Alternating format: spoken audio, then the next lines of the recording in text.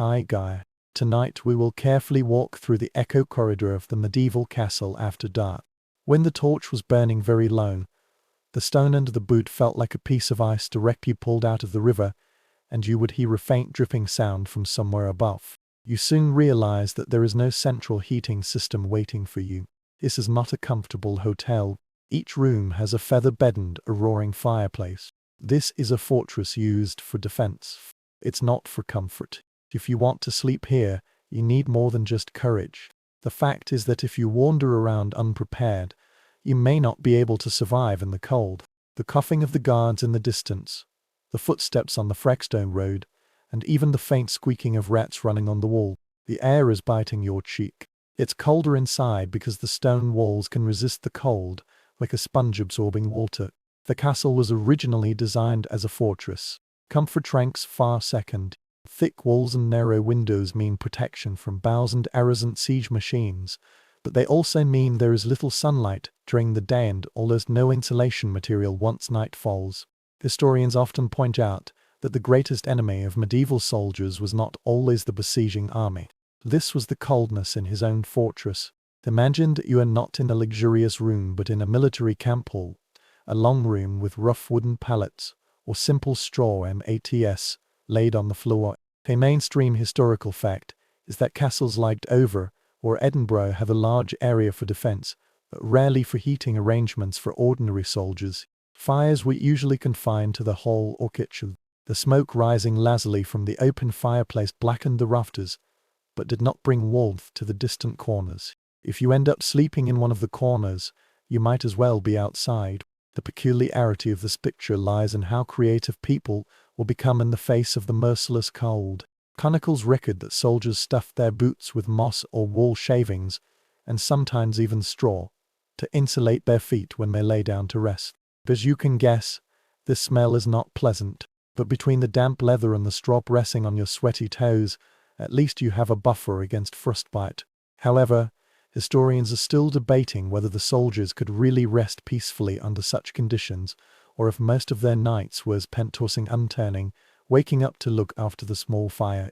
Some people emphasize the endurance of perseverance, while others believe that the entire garrison has been plagued by constant colds and coughs throughout the winter. This argument can be boiled down to fragmented records, an accidental mention of extra firewood in a butler's account book, or a traveller's complaint about the bitter through wind in the castle corridor. As you imagine all this, your senses become sharp, wet woolen clothes clinging to your skin, the faint smell of smoke from the fireplace, and the frost in your neck as you try to settle down. Perhaps a comrade's body leans on either side, because whether you like it or not, warmth is shared. You listen to the crunching breathing of a man who fights all day long. Even though he is shaking all over, he is now dreaming of fighting. Beyond the wooden door, the night wind howled, blowing cold air into the gaps between the door and the arrow. When you lie here, you wonder if there are really people sleeping soundly in these places. Fatigue undoubtedly played a role. Those whom often labor in heavy armor may break down anywhere. So the environment at that time, with its hard floor, damp walls and bone, minus chilling cold, made people feel very uncomfortable when sleeping. Heathen nobles living in private rooms would move their beds away from the exterior walls to avoid the cold emanating from the stones. The curtains around the bed are not only for privacy protection, but also to prevent the body from accumulating even a little bit of heat. For ordinary soldiers, there are no curtains, only each other's gifts and any warm fragments they can stockpile. Reality is gradually approaching. Medieval castles served as both fortresses and refrigerators at night. You were immersed in silence, hearing the gurgling as the left porthole chain in the distance and feeling the floor tremble slightly as the guards above stomped their feet to keep the blood flowing.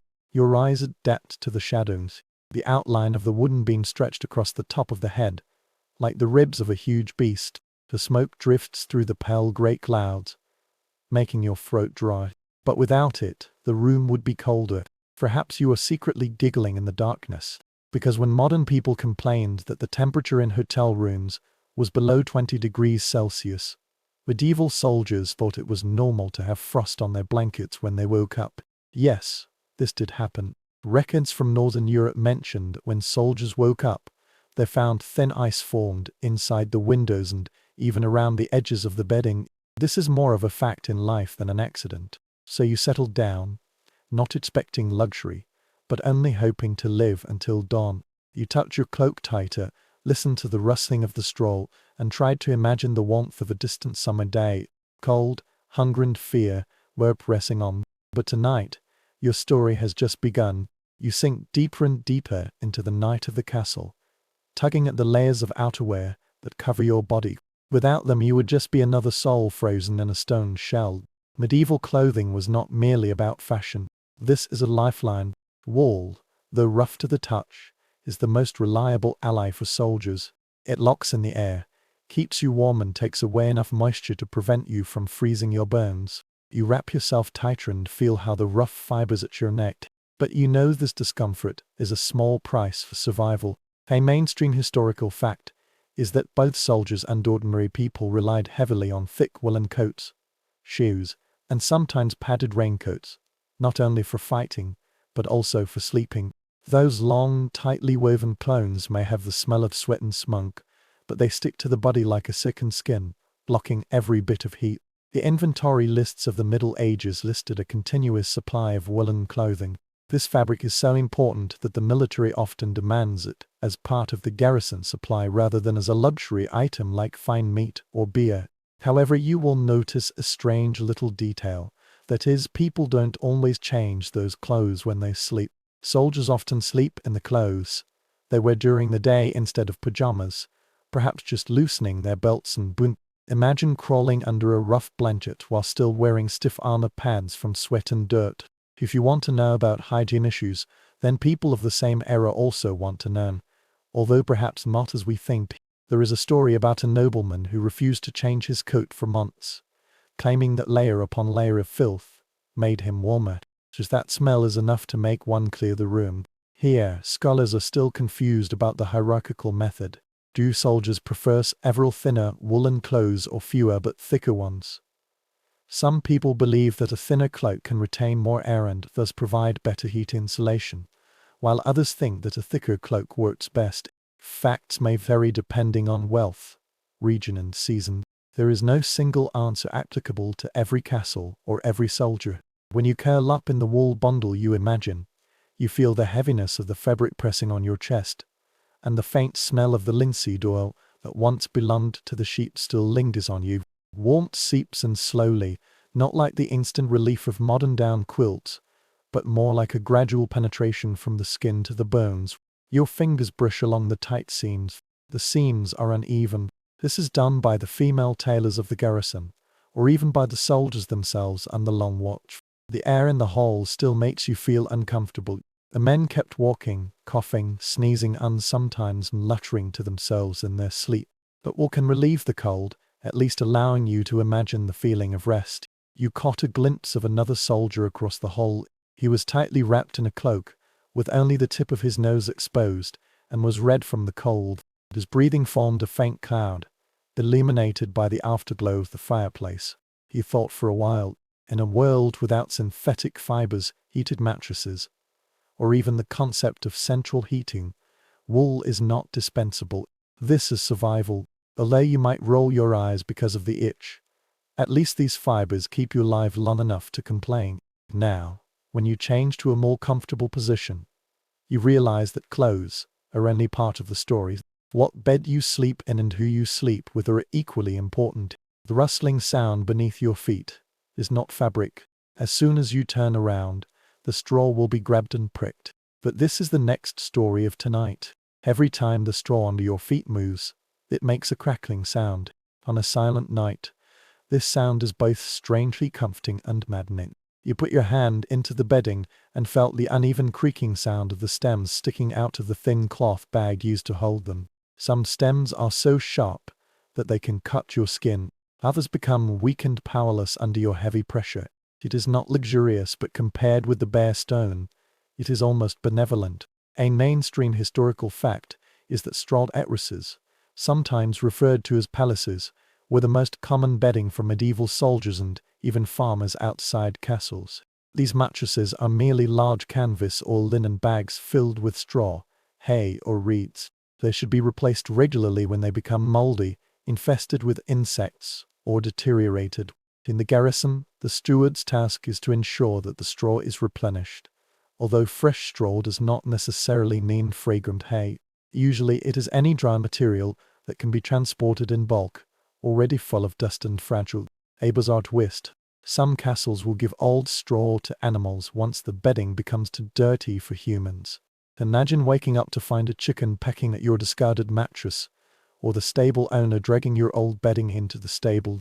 Long before modern environmental protection slogans emerged, recycling had already existed, although its motivation was not to save the earth, but to conserve every piece of available material. This is where scholars are still puzzled. The soldiers sleep directly on the straw bags or spread the loose straw on the floor, just like on a public carpet. Some reports suggest neatly arranged tray beds, while others are simple piles where people lie side by side. The archaeological records are very vague. Organic matter rarely survives underground for centuries. What remains are the imprints on the soil layer, faint traces of reeds or oat stalks, indicating that someone once rested there. You moved again, feeling the rice stalks piercing your ribs, then rustling and leaving a faint, earthy smell in the air. It's not obnoxious grassy, dry almost like a barn, but it's mixed with sweat, smoke and damp wool, giving off a cocktail minus-like smell that makes you long for a window. Unfortunately, the narrow gaps in the walls were stuffed with wooden blinds to block the wind, so the air became thicker instead. Your ears capture the vibrant sound of the bedding itself. Fleas thrive here, leaping between soldiers. The straw bags provide the perfect nest for pests. When you try to fall asleep, they bite and bite, running around everywhere. You absent-mindedly grabbed your own arm, cursing those invisible creatures, but realized there was nowhere to run. They are part of the night routine. Some soldiers even made jokes about their bed companions, as if fleas work comrades minus and minus arms, keeping them awake during the long cold. Despite this, fatigue always prevails. You let yourself sink, even though your feet are uneven, and start to understand why men tolerate such rough bedding. A layer of straw make lump, itch and smell bad, but it insulates better than bare wooden boards or cold stones. When your body presses against the stem, a thin layer of heat accumulates, enough to keep your bones from hurting. The mattress surrounds you. It's not as soft as you might think, but it's enough to support your weight. Imagine dozens of people queuing up in the hall like this. The flames in the distance emitted a faint light. Everyone turned around, sighing, scratching, and the chorus of rustling wheat straw became a background music. This sound never stops, but it blends into a rhythm to lull you to sleep. The straw whispered beneath each moving body, just like withered leaves being stirred by the weak autumn wind. When you lie here, you realize some simple things. Survival does not depend on luxury, it depends on making do. For soldiers, straw beds are not a comfort. It is a shield against the hardened frozen ground of the castle. For night, that shield will cause you to have a scraping and stinging sensation, but it also saved you. Your eyes start to close. For before you float too far, you feel a body clinging tightly to you, bearing the shared fatigue heavily. Straw may keep you away from stones, but true warmth comes from the people around you. That's the next place the night takes you to. At first you hardly noticed another soldier approaching you. His shoulder brushed past yours, and his breath mingled with the smoke. In a world where personal space is a luxury, warmth means survival, and the human body is the most reliable crucible. The soldiers soon understood that if you want to wake up alive, you should not disperse but huddle together. A mainstream historical fact is that collective sleeping was not only common in castles, but also deliberately encouraged. Soldiers, attendants and lower ranking attendants often lay in a long row on trays or directly on the floor, pressing against each other. The chronicler described the entire garrison sleeping in a hall. The heat from dozens of corpses gradually raised the temperature from freezing point to cold. Privacy is by no means part of the equation. The oddity of this arrangement lies in the fact that people in the Middle Ages sometimes gave this act of sharing warmth an affectionate nickname. In Northern Europe, the phrase warming is mentioned in the records. This phrase sounds almost poetic until you realize it means sweating. The fully armed soldiers were up together tightly like spoons on a human chain to prevent them from freezing to death. It was even reported that the soldiers joked that they would strive for the warmest place in the middle rather than being trapped on the cold outer edge.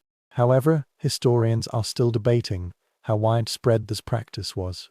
Some people believe that cultural norms regarding modesty may have prevented close contact, especially in the milder winters of southern Europe. Others, however, believe that wherever they are, necessity outweighs embarrassment. They point out that even in strict monasteries, monks often sleep together and share quilts. The truth is vague. The surviving documents rarely describe the exact sleeping positions of ordinary soldiers. However, one thing is clear: when the wind passes through the narrow crevices of the castle, no one refuses a bit of borrowed heat. You can feel it now. The other person's cloak is partially draped over your legs, his arm gently brushed past yours. This is not friendship. This is not an intimate relationship. This is a silent contract for survival. The combined waltz of 2, then 3, and then 10 bodies began to soften the cold. Of course, the smell is getting worse and worse. Unwashed wool, stale beer and sweat all gathered together in the pungent mist. But you still have to inhale it, because it's the price of comfort. The sounds in the hall changed as the night deepened. The room is no longer the reverberating emptiness you noticed before, but the slow chorus of human sleep. The snoring was rumbling, like distant thunder. The puffing sound broke the darkness, and the movement of the limbs made the straw crackle. When people turn over or pull their cloaks, warmth rises and falls like waves. You have realized something subtle. This kind of intimacy also carries the weight of emotions. Sleeping side by side strengthens the bond of trust and friendship.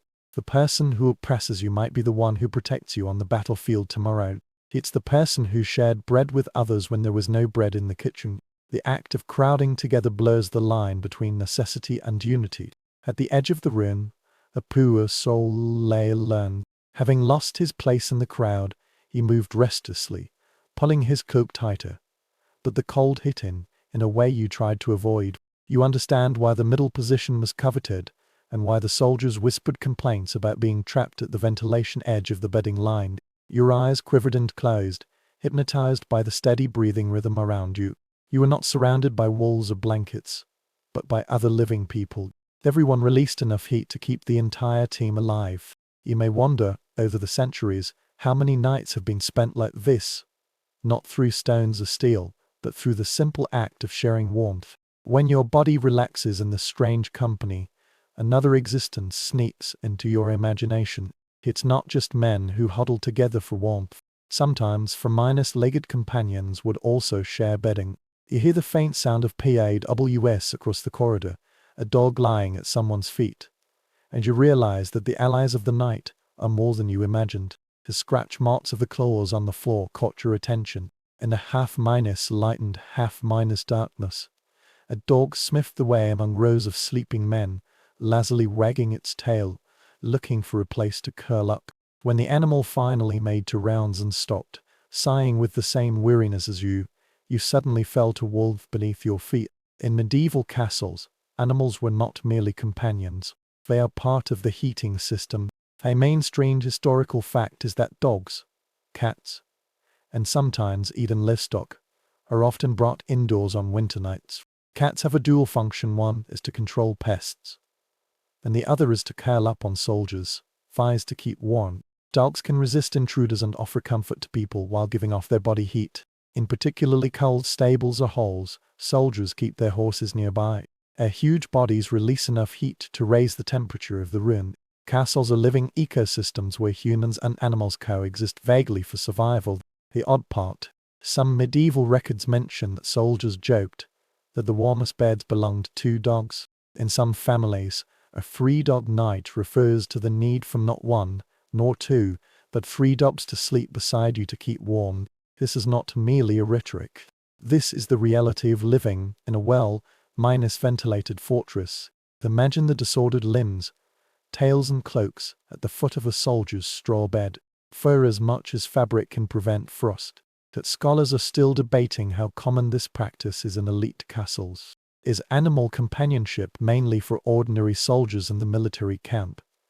Or did the nobles also keep their dogs by their beds for warmth? Paintings and manuscripts show pugs snuggling up with ladies and hunting dogs lying on the floor of noble rooms, but written records often fail to mention whether soldiers frequently shared bedding with animals. However, archaeological excavations have unearthed bones of dogs and cats within the castle walls, indicating that these companions are by no means rare. However, smell is another matter. When the dog at your feet moves, you frown your nose. It smells of wet fur, mixed with the scents of smoke, sweat and straw. It is spicy, earthy and undeniably an animal. However, the warmth seeping into your toes made you forgive the stench. You can feel the slow rhythm of the dog's breathing. In the dream, I heard the faint clattering sound of its tail and realized that it offered a comfort beyond the heat. If there is a creature pressing on you, the night would be so hostile.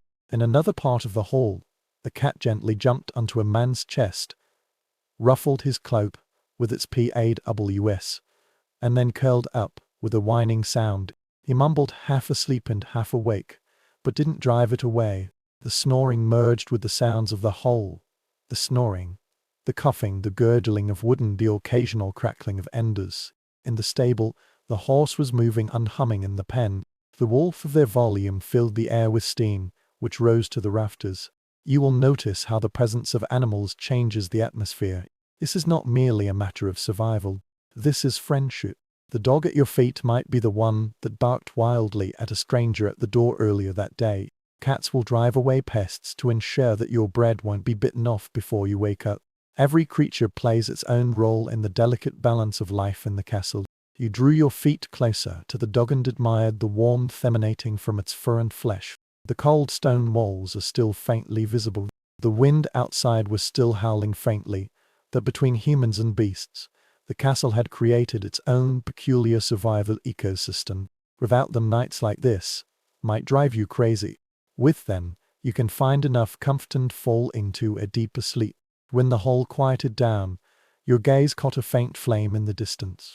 The flickering flames danced on the walls, dispelling the shadows and creating an illusion of warmth that extended further than the actual warmth. Your eyes follow the firelight, and your thoughts drift towards the hope by the fireplace. The light at the end of the hall is like the last lighthouse, in the vast shadow calling you. You slowly got up from the straw bed, carefully not disturbing the dog curled up at your feet, and dragged your steps towards the steaming place. Every step echoes on the stone, and as you approach the fireplace, the air becomes less cruel. The flickering light painted the rough walls orange, highlighting every crack on the mortar and every dent on the wooden beams above. This is the fragile heart of the castle, resisting the breath and flames of winter. A mainstream historical fact is that medieval castles relied heavily on open fireplaces and portable braziers for heating, especially in the halls. These are all untidy little fireplaces, neatly stuffed into the wall. In early castles, fireplaces were usually open flames in the center of the room, with smoke rising upwards and escaping through blinds or holes in the roof. Later innovations did add chimneys and wall fireplaces, but even so, most soldiers never enjoyed the luxury of a private fireplace. On the contrary, a single flame attempts to heat a cave-minus-like space, and when it reaches the farthest corner, its heat rapidly thins. At this moment, you stand by the fire, allowing the cold sting on your cheek to be replaced by a sudden wave of heat. With a crackling sound, sparks shot up into the sky, carrying the smell of burning oak and resin. Fire is smoke, for green wood is oft unnecessary to burn, leaving your eyes watering and your throat itchy. You coughed, joined the chorus of the others around you, and winked at the mist, but enveloped the light in the hall. Here is a strange detail. Fire is not always placed in the hall. Chronicles describe people dreading iron rods, a kind of coal burned in shallow tanks, from one room to another, just like the primitive space heaters. Imagine a soldier staggering through the corridor with a glowing bucket in hand, with scalding embers scattered on the floor, nearly dropping the bucket. Yes, fires can save lives, but they are also ongoing dangers. The castle records contain countless orders about cleaning chimneys, monitoring fire situations, and even regulations prohibiting soldiers from sleeping too close to the flames. More than one fortress was burned down, not because of siege, but because of carelessness. You can also feel the tension between comfort and danger yourself. When your hand burns in the glow of the flame, you will notice how close your woolen sleeve is to the flame, and the flame may catch fire very quickly.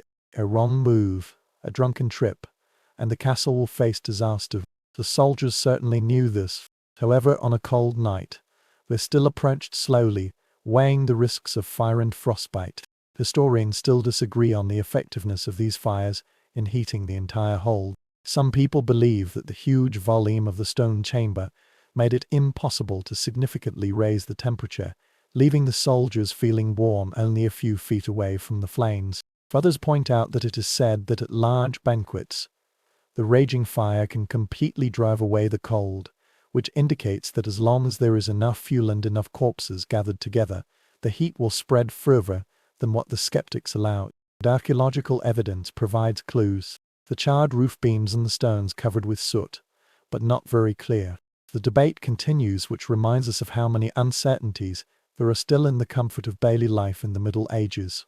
You slowly approached the fireplace until the heat stung your calf, while your back still felt the coldness of the hall. The contrast is sharp, just like standing between two worlds, fire and frost, survival and surrender. The soldiers around you are all vying for position, and each one is eager to find a place close enough to relax. They reached out their hands, rubbed their faces, and some even pressed their cloaks against the flames to keep warm, then rushed back to bed. This ritual repeats every night, melting, retreating and refreezing. It's an endless cycle. Your senses become acute. The crackling sound of wood, the hissing sound of sap cracking, and the sudden popping sound of embers leaping outward. All of this became part of the castle lullaby.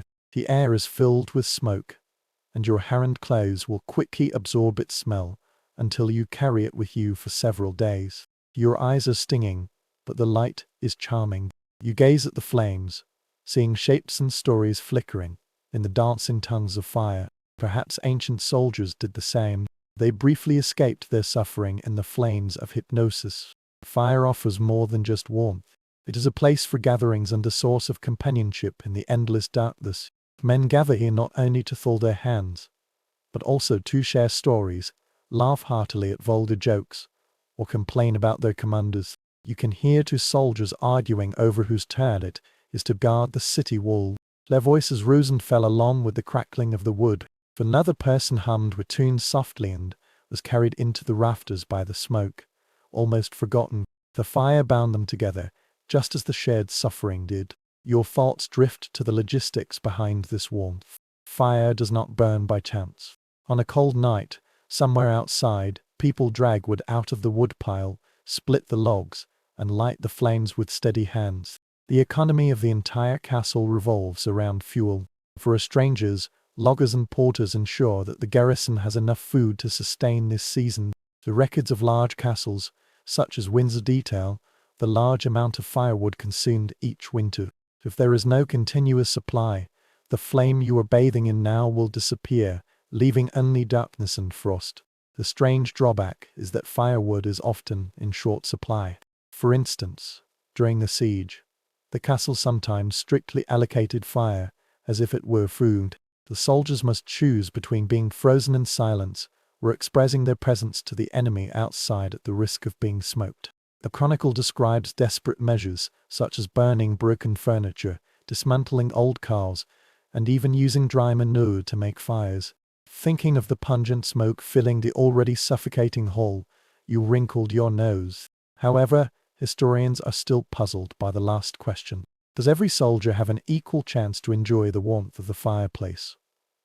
Some people believe that being close to the fire scene reflects the commander's rank and the person in the best position, while others tremble at the edge. Others, however, believe that in the military camp, survival takes precedence over hierarchy, and whoever arrives first has priority. The facts may vary, but when you feel the pressure on your shoulders around you, it's easy to imagine this tension. No one is willing to give up their place. The heat finally seeps into your bones, and you savor a brief relief. Your toe doesn't hurt anymore. Your fingers have loosened. Your breathing is no longer like fogged dice, but you know the moment you leave, the chill will return. A big fire is not the solution to the problem, it's just a temporary relief. You see a soldier reluctantly retreat, hurrying back to his straw bed while grasping his cloak pressed against the flames, hoping it will stay a little warmer. You look at him with your eyes. In this simple action, you understand how medieval nights unfold in a cycle. Get close to the fire, absorb as much heat as possible, retreat to the bedding, and repeat this process as needed until dawn. Comfort never lasts, it survives only in the moments stolen from the cold. Take one last look at the flames, the center of this stone fortress, the fragile boundary between warmth and severe winter. Then you take a step back, ready to face the cold again. Around you, soldiers draw thick curtains to block out the heat, creating a little love in the vast space of the whole. You will notice how the temporary runes in these rooms offer a strange sense of privacy and comfort, and your curiosity will draw you to one of them. When you were about to slip behind the curtain and found that the castle was trying to carve warmth from the stone, the flames vanished behind you, but its glow remained warm in your memory. You pull aside a thick layer of fabric and quietly step into a world within a world. The curtains fell behind you. Suddenly, the well-miner's ventilated hall felt very distant and dull, almost as if you had slid into a private cocoon. Your space is no larger than a small stall. It is made of thick cloth hanging down from wooden beams or hooks nailed to stones. However, indoors, the air is obviously warm and your breathing is blocked by the wool-woven walls. A mainstream historical fact is that medieval castles often used curtains, draperies, and even entire wooden screens to create love. These are not only for privacy protection, but also practical solutions to the persistent cold. The nobles spread fine canopies and thick curtains on their beds, while the soldiers and servants made do with coarse wool or linen on the pillars. By reducing the open space, they can retain the body's heat and turn the cold room into a warmer place that is more bearable. The existing tapestries and accounts confirm that these fabric partitions are far more than just decoration. They are insulating materials. The odd detail here is how people make use of materials to become creative. In poor castles or battles, soldiers sometimes use cloaks, or even spare shields as temporary city walls. Imagine draping a cloak over to spears stuck in the ground and prowling around beneath it, as if you had invented a personal tent indoors. The chronicles suggest that the soldiers hung up spare horse and ATS to divide the space. This is not charming, but even the tiniest windbreak can mean the difference between a sound sleep and a chattering tooth upon waking up. However, historians are divided on how widespread these illegal transactions were among ordinary soldiers. Some people think that curtains are very expensive and are mostly reserved for noble rooms or churches. Others pointed out that the castle's inventory list often includes a large quantity of pure wool fabric, which indicates that its usage is more democratic. When archaeologists were inspecting the castle walls, they even found faint traces of nails and hooks at the same height as the curtain rods, which indicated that there was temporary love in several halls. Whether every soldier liked it, or only a few lucky ones did, the principle of creating warm rooms in cold castles clearly shaped medieval nights. You stroked the surrounding cloth with your fingers. It is rough wool, dyed a soft brown. Your hands were slightly dusty, carrying the smell of smoke and flaxseed oil, but you can already sense the difference. The chill of the stone no longer comes from all directions. The air is neither warm nor ever warm, but it is not so cruel anymore, softened by the silence. Your ears could only hear the faint echoes in the distant hall snoring, coughing and the crackling of the distant fire, which pierced through the underwater sounds like curtains. Squat down and sit on the straw inside, closing the curtains completely. The dim environment makes people feel safer and more private, even though there are 6 or 7 men nearby doing the same thing. You will realize that in a world where privacy is scarce, such spaces are precious. Here, you can pray in a low voice undisturbed, share secrets with your roommates, or simply close your eyes and imagine being alone. This curtain has an astonishingly good heat insulation effect. You'll feel it in a few minutes. The warmth of your body adheres closely to you, gathering in the narrow space. That dog once followed you in a circle, curling up beside you and adding bricks and leaves for you. When the outside air flow presses on the curtain, it will gently sway, but the fabric will remain stable, and the air inside the curtain will also remain stable. It's as if you have built a survival pocket in a frozen fortress. The smell here is stronger with wool, sweat, smoke and straw all compressed together. But you accept it. In fact, this mixed smell gives people a strange sense of comfort, as if proving that others before you have also gone through the same hardships. You stroke the dog's fur, listen to its steady breathing, and imagine that the walls of the castle have been tamed for several hours. Just think about how the nobility applied the same principles, only in more diverse forms. Therefore poster beds are not merely symbols of status. The thick curtains wrapped around them turned the bed into a heated capsule. Reports at that time described the nobles pulling up their bed curtains tightly at night to create a room almost like a tent, warming themselves with body heat, candles, and even bed warmers filled with coal. Whether they are nobles or soldiers, the concept is the same. Shrink the space, retain warmth and resist the cold. Here is another strange thing worth savoring carefully. In the Middle Ages, people sometimes embroidered religious or decorative patterns on their curtains. This was not only for aesthetic purposes, but also to seek spiritual comfort during long nights. For instance, in a monastery, curtains might depict saints or scenes from the Bible. It reminds us that protection comes not only from will, but also from faith. Meanwhile, soldiers might nail fragments of souvenirs, amulets or colorful fabrics from their homes onto their temporary hangings. These small decorations give those that were originally just rough barriers their identity. Historians are still debating just how effective these loves were. Some experiments on the replicas have shown that they only slightly raised the indoor temperature, perhaps by 1 or 2 degrees, but it was enough for people to survive. Others believe that the psychological impact is as important as the physical one. The closed feeling, away from the air current and the monitoring eyes, might cause soldiers to sleep deeper, even if the actual warmth is not much. The boundary between actual interests and perceived comfort is blurred, but perception is important in survival. Lean your head against the cloth and close your eyes. The darkness inside was deeper, softer and quieter than that in the open hall. The noise outside became even more indistinct. You realized that you had finally entered a state similar to sleep, but as your body relaxed, your thoughts lingered on the cloak you had put aside earlier, the one that shielded you from the rain during the march, the one that carried your master's emblem during the battle. In the silence you realized that the same cloak is often used as a blanket, the last layer of warmth when everything else fails. The curtains held you steady, but your thoughts had drifted towards your memory. As night fell, you tightly wrapped the cloak around your shoulders and over your head. Next, the story takes you into the folds of woolen, the comfort of the soldiers' most loyal clothes. You slowly walked out of the hut, drew the curtains aside, and let the wind remind you why that little cocoon was important. The cold wraps around you like a wet cloak. Ironically, the cloak was actually a blanket, shield and sleeping bag for medieval soldiers. When your bed is just straw and your room is filled with cold air, that rectangular piece of wool becomes your most precious possession. A mainstream historical fact is that soldiers in the Middle Ages rarely received special bedding. The cloak is multi-minus purpose. It is worn on patrol draped over armor, and then tightened at night as the only available cover. Cloaks are usually made of thick wool, sometimes with hoods, and sometimes lined with fur for the rich.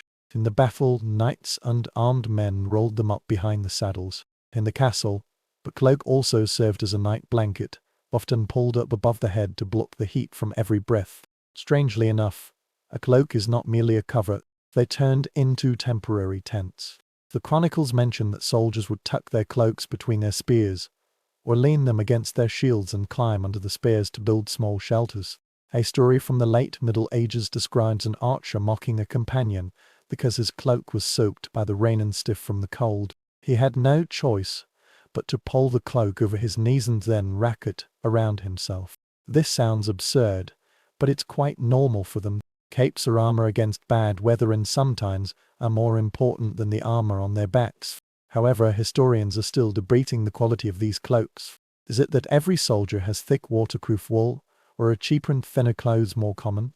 Some people believe that only knights can afford fine thread cloaks, while ordinary soldiers rely on coarser and thinner wool, which quickly loses heat when it gets damp. Others, however, counter with evidence from surviving wills and lists. which often mention that even humble soldiers would include cloaks in their possessions, suggesting that they regarded cloaks as necessities rather than luxuries. The reason why the debate persists is that the fabric rots, leaving archaeologists with fragments and speculations rather than certainty. You tightly wrap the cloak around your body, imagining how its weight would weigh on you.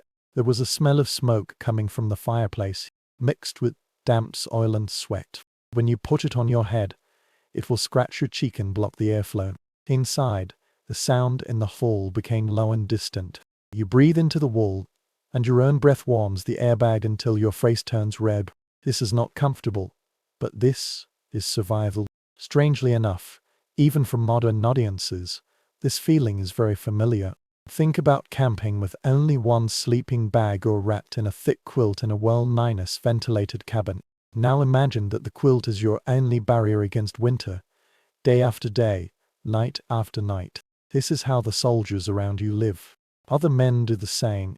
A soldier covered his boots with his cloak and tucked it under his legs to block the through wind. Another person used his pillow as a pillow, piling it under his head and relying on the neighbor's body temperature to keep warm at the same time. The third person wrapped it tightly. It was like a cocoon snoring in the folds, while the edges of the fabric were stuck with patches of frost. The cloak also has symbolic significance. Many people carry the colors or emblems of the lords, so at night, people truly wrap themselves in their loyalty. Imagine you lie on your chest, carrying your master's crown and drifting into a dream. Even in your most vulnerable moments, this fabric will remind you of your responsibility. For some people, a cape is more than just for keeping warm. This is identity. There is another less glamorous detail. Like a coat that is often worn, but seldom washed, will soon breed bacteria. The soldiers complained that they had been ticking all night and the crevices were crawling with fleas and lice. Thinking of this, you moved uncomfortably or pulled your cloak tighter because the choice was simple: either it itched or it froze. Most people choose to itch. The cloak can also absorb the odors of daily life: cooked meat, horse sweat, campfire smoke. Wrapped in it, you can breathe in all the stories of today. This pungent mixture is almost comforting, reminding people of past battles, shared dinners and the surviving nights. When cloaks become too dirty, people hit them with sticks or hang them in smoke to drive away pests. People seldom wash clothes because wet will take several days to dry, which makes people more prone to freezing. Historians have noticed another point of contention. Does the lining of an ordinary soldier's cloak have fur, or is this a privilege of the nobility? Existing records show that fur linings at that time were very expensive and mostly reserved for wealthy families. However, some people believe that in the coldest climates, cheaper furs, rabbits, squirrels and even cats could all be sewn into soldiers' cloaks. This is a detail that sends shivers down the spines of modern readers, but survival often prevails over emotions. Close your eyes in the wool cocoon and feel how this fabric reduces noise and keeps warm. You only hear your own breathing, steady and rhythmic. For a moment, I felt that this place was very private and safe. When the stone walls fade and the penetrating wind weakens, you may fall into a true sleep.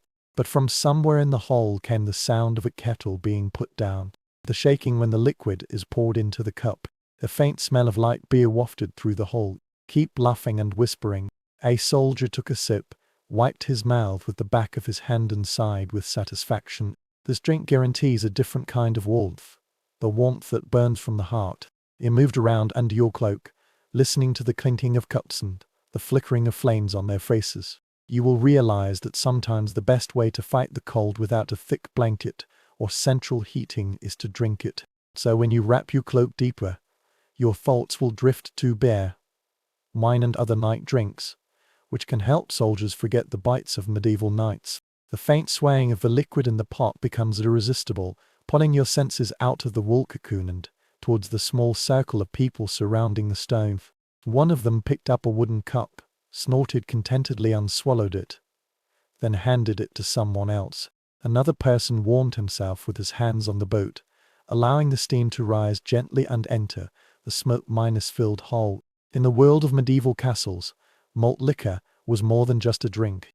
At night, it is a blanket for the abdomen, and the flames of the liquid carry you through the cold stone walls. An mainstream historical fact is that beer was the staple food in the medieval diet. It is not the bar drink you might imagine today, but a lightly fermented, low-alcohol beverage that farmers and nobles consumed every day. The soldiers made it part of their ration, usually brewed by specialized beer wines within the castle walls or in small breweries. In the evening, if the supply is sufficient, a glass of hot ale or mulled wine can not only bring comfort but also provide calories and water. The water in the barrel may stagnate, but beer boiled during the brewing process is safer. Strangely enough, soldiers sometimes add herbs such as rosemary, sage and even pepper to their drinks, believing that these additives help heat up the body from the inside. There is a saying that on a cold night, guards put hot stones into their wine glasses to raise the temperature and drink them down quickly in big gulps before they cool down again. Imagine a man scooped out a half-minus burned stone from a cup while trying to look dignified. What an awkward comedy that would be. Medicine in the Middle Ages gradually integrated into daily practice. Drinking herbs or spices was believed to balance body fluids and drive away cold. But there is an academic point of contention here. Can alcohol really make them sleep warmer, or is it just an illusion? Modern science tells us that alcohol dilates blood vessels, creating a brief sense of warmth, but eventually lowers core temperature. Some historians believe that soldiers drank a lot of alcohol before going to bed and unknowingly damaged their own bodies. Others, however, counter that the psychological comfort brought by a warm stomach and a drowsy mind outweighs the physical drawbacks. After all, in a cold castle without insulation, you might only have a little illusion. You watched people handing out cups, their faces glowing slightly in the firelight. The taste of ale is a blend of smoke and straw, yeast and soreness, but strangely inviting. A soldier let out a deep sigh, put down the empty cup and heaved a sigh of relief, for he knew he would at least be groggy. Another one hummed a tune and tapped the wooden frame with his fingers. His voice was indistinct in the shadows. Alcohol softened the edge of hardship, numbed the feeling of cold and shortened the long night. The dog at your feet is stirring. Maybe you can smell the malt. A soldier absent-mindedly reached his hand to the ground and threw a drop of water on it. The dog licked it up and he smiled. When you imagine the dog swaying later on, it's more about the warmth in its abdomen rather than the heat from its body. Even animals are not immune to the rituals of the castle. You took a sip in your imagination, letting the warmth cover your throat. It's not sweet, but rather bitter and earthy. If it's kept for too long, it can sometimes be a little sour, but it spreads a layer of smoke over your chest, relaxing your muscles. The tension in your shoulders has eased. Your heart rate has slowed down, and for the first time tonight, you feel sleepy and almost fall asleep. Malt liquor is a lullaby, rough but effective. The hall was filled with the strange comradeship.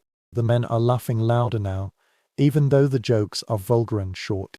A person tripped slightly when returning to his strawberry and fell into a pile of things, still wearing his cloak and boots.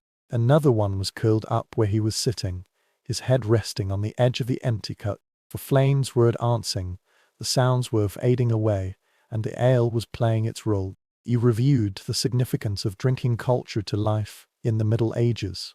Banquets, fasting, celebrations, and even ordinary nights all revolve around beer or wine. In the barracks of the castle, beer is not a luxury. This is rational. Records show that the garrison troops need several gallons of water every day, not for entertainment, but because liquid bread is part of survival. When slightly heated, it gives people the illusion of a fireplace. Soldiers without beer often complain. Those who suffered from this disease endured it. However, historians still wonder how much alcohol affects one's duties. Does beer really make soldiers less capable of guarding their posts? Some materials describe the drowsy and staggering sentries that were punished for excessive drinking. Others, however, believe that low-minus alcohol malt liquor rarely causes true intoxication. It is more of a nutrient rather than a danger. The boundary remains blurred, just like the thin mist you are sitting on now, ignited by a torch. You close your eyes and sway to the rhythm of the hall. You feel full, your body is warm, and your mind becomes blurry. At that moment, the cold stone fortress seemed no longer so terrifying, but a sudden click woke you up. It was the sound of boots spacing on the floor. A guard stood up, hunched his shoulders, and was ready to walk his shift along the battlements. His mission was the most difficult. Facing the darkness outside, there was no fire, no companions, and no cloak thick enough to drive away the bone-minus chilling wind. You retracted into your cloak and could almost feel his footsteps reverberating in the castle, and his breath steaming in the night air. Fear may make people feel warm, but for him, it doesn't offer such comfort. The guard's predicament is the next story, waiting behind the firelight. The laughter vanished. The mug was put down and the hall gradually fell into snoring. But you can still hear the sharp and steady rhythm of the leather boots passing through the cobblestone road. On the battlements, the footsteps of the guards echoed on the stones, just like the sound of a heartbeat reverberating in the night sky. Inside the house, the men crowded around the fire in their cloaks, warming their stomachs with beer. Outside, sentries must stay awake, exposed and completely vulnerable to the cold. His body trembled in the merciless wind, while you tossed and turned on the straw bed, wondering what it felt like to endure such a transformation. A mainstream historical fact is that the guards on the castle walls and gate towers took turns throughout the night. This is not optional. This is the lifeblood of national defense. An unguarded castle may also attract enemy invasions. Each shift usually lasts for several hours, with men taking turns for each other so as not to freeze completely. The descriptions from the garrison described the pain of these duties, pacing endlessly to keep the blood flowing, stomping feet, clapping hands, and dragging their cloaks tightly around their bodies at night. It's strange how some guards deal with monotony. Chronicles and anecdotes both depict people singing softly to themselves, reciting prayers to the rhythm of their footsteps, and even composing rhymes to pass the time over the centuries. It is reported that in a French garrison, a guard carried a bag full of walnuts. To stay awake, he cracked the walnuts one by one throughout the night. Another story is about men walking in pairs, not to defend their enemy's safety, but to wake each other up when their eyelids become heavy. Thinking of this, you smiled. The medieval partnership system could protect against frostbite and boredom. However, historians are still debating just how effective these guards were in the depth of winter. Some people believe that semi-frozen individuals are hardly alert enough to prevent sudden attacks. Others countered that pure necessity honed discipline, and those who survived the coldest nights built a reputation for endurance and loyalty. There is even a debate about whether drinking alcohol is allowed before going to work. Did the commanders prohibit it to maintain vigilance? Or did they know that no one could endure night shifts without a bit of warmth in their hearts?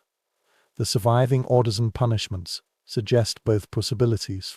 You can clearly imagine a soldier wrapped in a woolen cloak, with his hood pulled very low, struggling to walk up the same 50 steps again and again. The great clouds in the sky obscured the stars, and the wind whistled through the arrow crevices like an organ. He held the spear tighter, not as a weapon, but as a cane to lean on when his legs were so cold that they were weak.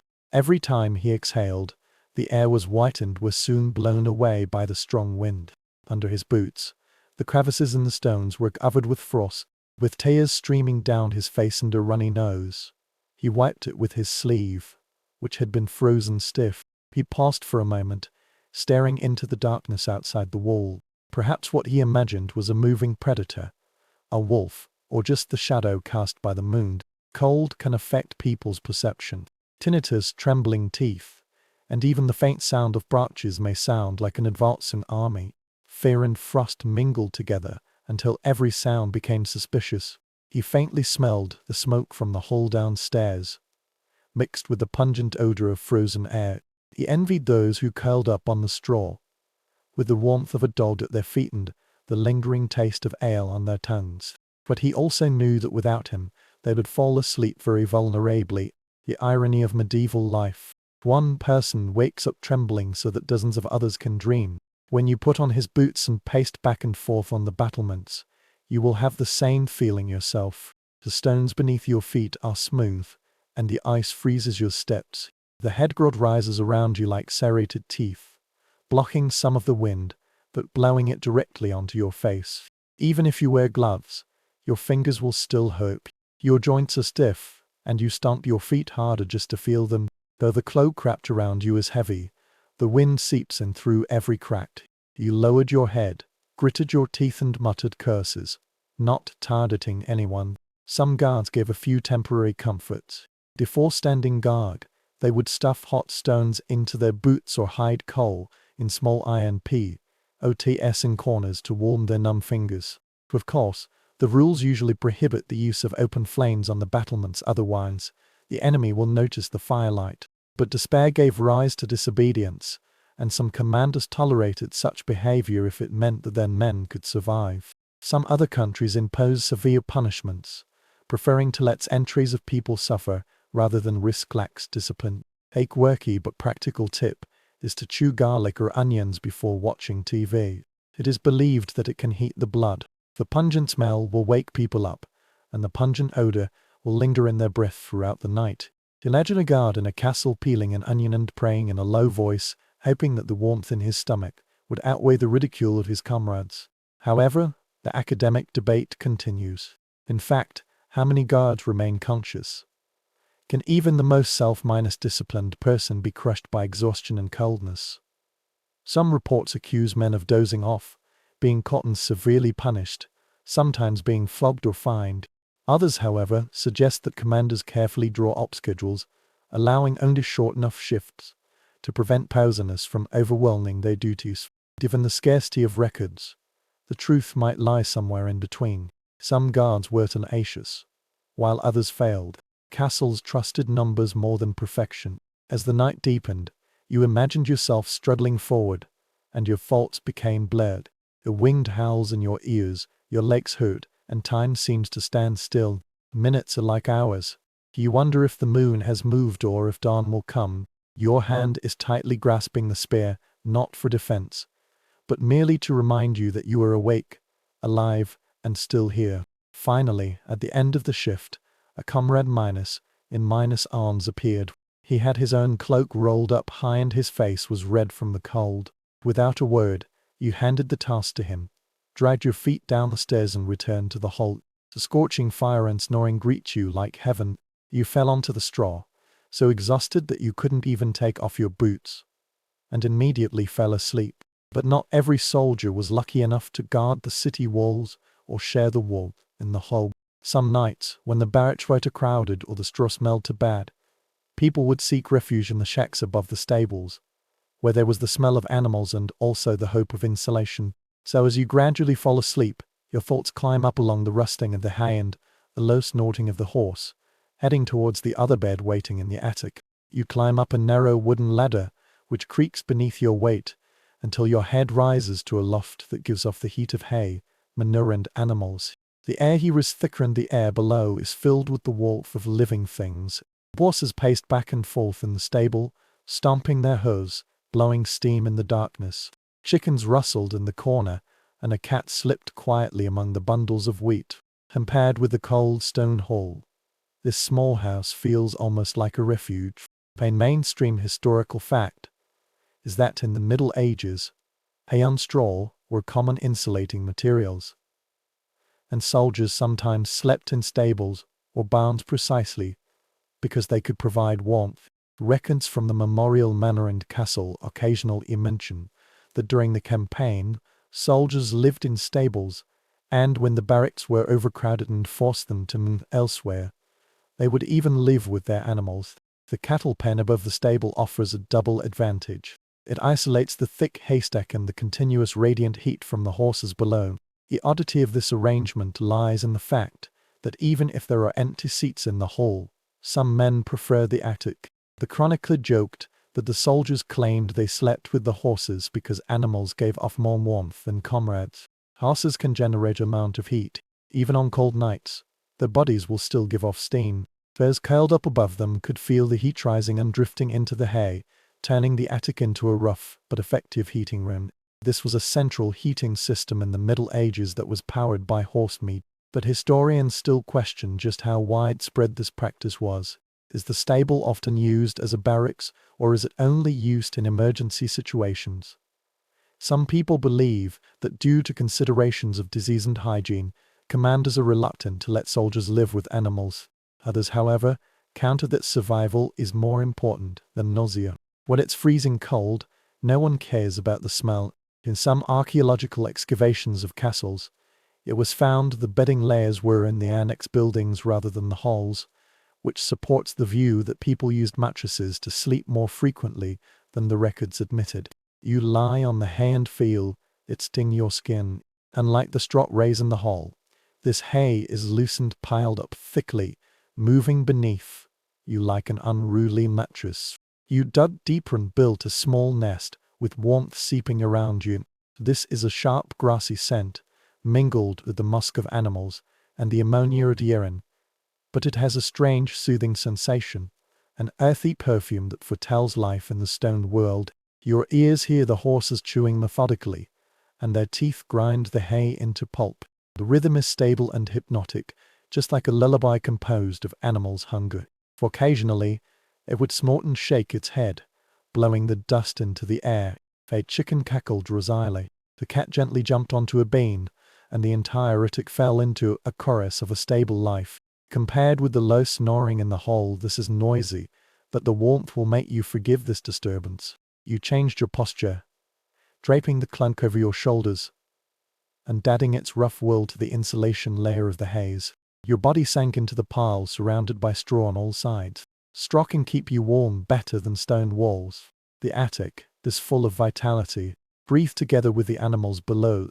Every breath of the horse wraps you in their warmth. Of course, the drawbacks are also obvious. The hay is covered with dust, making your nose itchy.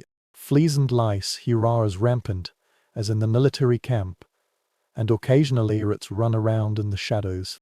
The danger of fire always exists. A single careless spark could burn the entire stable and everyone inside to ashes.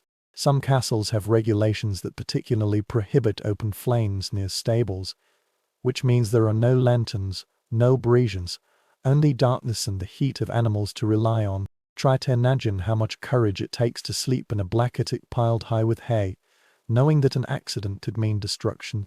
However, despite the risks, the attic offers something that the hall cannot. Stay away from human silence.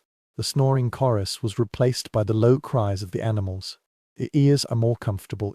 If you dig deep enough in the hay, privacy is also easier to obtain. You could almost disappear.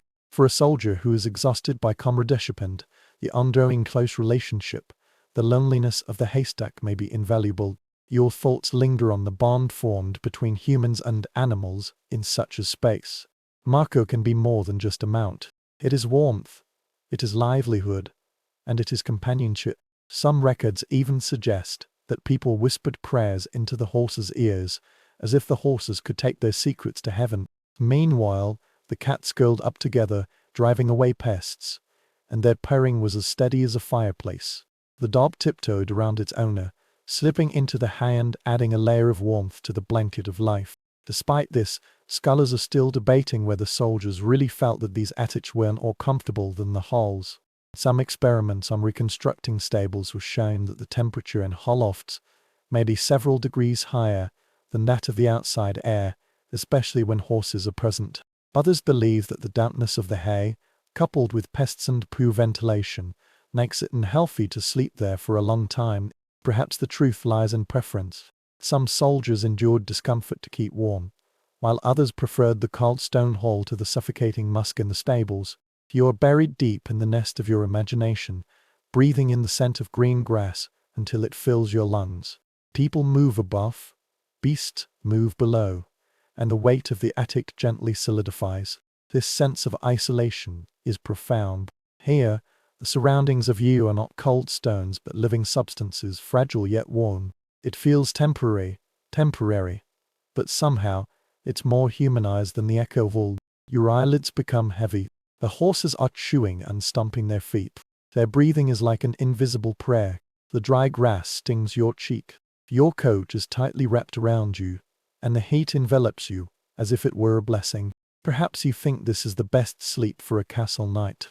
It is not the noble comfort, nor the comradeship like that of soldiers, but the shared warmth of wild beasts and the earth-sown harvest. However, when you are drifting, another sound intrudes, the metallic rubbing sound of iron and the jingling sound of coal. Somewhere in the castle, soldiers dragged portable fire basins into the ruin.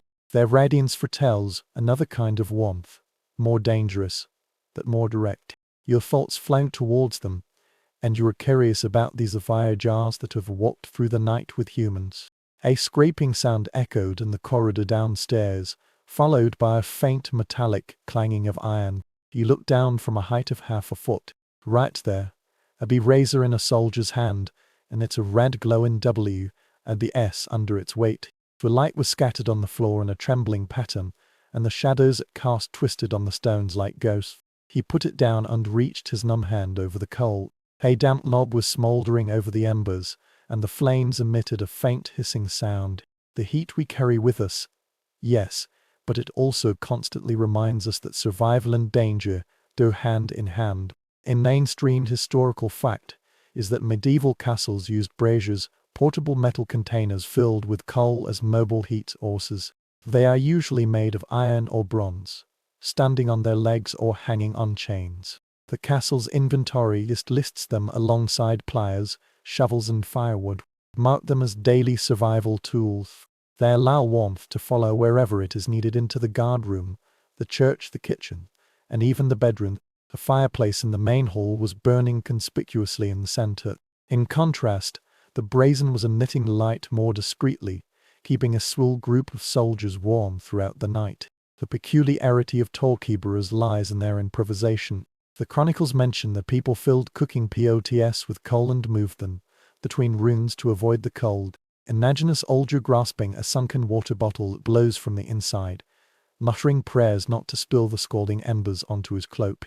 There is even a legend that men used steel helmets as temporary fire basins, and their steel armors also served as fire basins. Whether these stories are exaggerated or half-minus baked jokes, they all reflect the creativity that emerges on a cold night. Historians are still debating just how safe these braziers were. On the one hand, they provide the necessary heat for well-ventilated castles, as it is impossible to make a fire in every room. On the other hand, they are notorious fire hazards. Stones won't burn, but wooden beams which Stroim ATS and Stroin ATS will surely catch fire. Many castle fire regulations explicitly warn against using fire basins near bedrooms. Archaeological evidence of charred layers found in some castles might even suggest that fires began in this way. Scholars hold different opinions on whether convenience outweighs risk or whether chroniclers exaggerate danger to teach carelessness. The truth may lie somewhere between necessity and recklessness. You squatted beside the fire basin, feeling the heat from it licking your hand. This warmth is more intense and concentrated than that of a fireplace, almost making one feel uncomfortable. It radiates outward like waves. When you get too close, your palm will feel hot while your back remains cold. This feeling is addictive. You slowly approach, then withdraw, repeating the dance of each soldier before. The air was filled with the smell of nettle, mingled with the odor of ashes and a faint pungent smell of burning charcoal. A coughing sound came from the other end of the room. In a confined space, if there is too much smoke, even if the skin warms up, the lungs will be affected. The brazier changed the space around it. Several men gathered together, surrounded by the light. Their faces were flushed from below, as if they were wearing strange masks. A person placed his boots on coal, and when the leather dried, steam rose. Another person dropped a piece of bread on the rim of the cup, awkwardly toasted it, then took the bread back, toasted it halfway, but it was still edible. Laughter reverberated among them. A brief moment of frivolity carved out from a cold night. The brazier is not merely for heating, it is also a companion, providing a miniature fireplace for those who cannot reach the big fire. Your ears heard the hissing sound of wood shattering into ashes. Mars leapt upwards, threatening to jump onto the straw at your feet. When you realize that disaster is just around the corner, you instinctively stomp your feet and your heart beats faster. Fire promises life, but it takes life as quickly as it gives it. Perhaps this is why people in the Middle Ages lived in such a tense relationship with it, revering it, fearing it, and adjusting it until the very last moment. The dog that was curled up at your feet before is now drawn over by the warmth. It made a circle and then stopped, almost touching the iron ring with its nose. A soldier pushed it back with his boot, muttering that its fur was charred, but the dog just stubbornly threw itself to the ground with its eyes half-minus closed. Even wild beasts know the value of the brazier. Imagine logistics again. How many braziers does a castle need and how many people are needed to take care of them? The butler organizes the toll, records their distribution, and ensures that wood or charcoal is supplied to each hall. This is not as simple as making a fire. It is a system, a continuous heat movement around a huge fortress, and the entire fortress cannot be heated. The castle consumes fuel, just as an army consumes bread. Without fuel, even a stone could become a tomb. Some soldiers swore to carry small amounts of coal in earthenware pots under their bedding, which was a primitive bed warmer. Adventure, yes, but despair breeds courage. Some people also claim to heat stones in braziers, wrap them in cloth, and then stuff them into coats or boots. These luminous symbols can provide warmth for several hours until their heat fades and they turn cold. Imagine yourself now holding one of the stones, grasping it as if it were a treasure, enjoying every moment of your stay. However, scholars still have differences of opinion on whether these technologies are used in daily practice or occasionally. Is the brazier really a night ritual in the castle, or is it only used in extremely cold weather?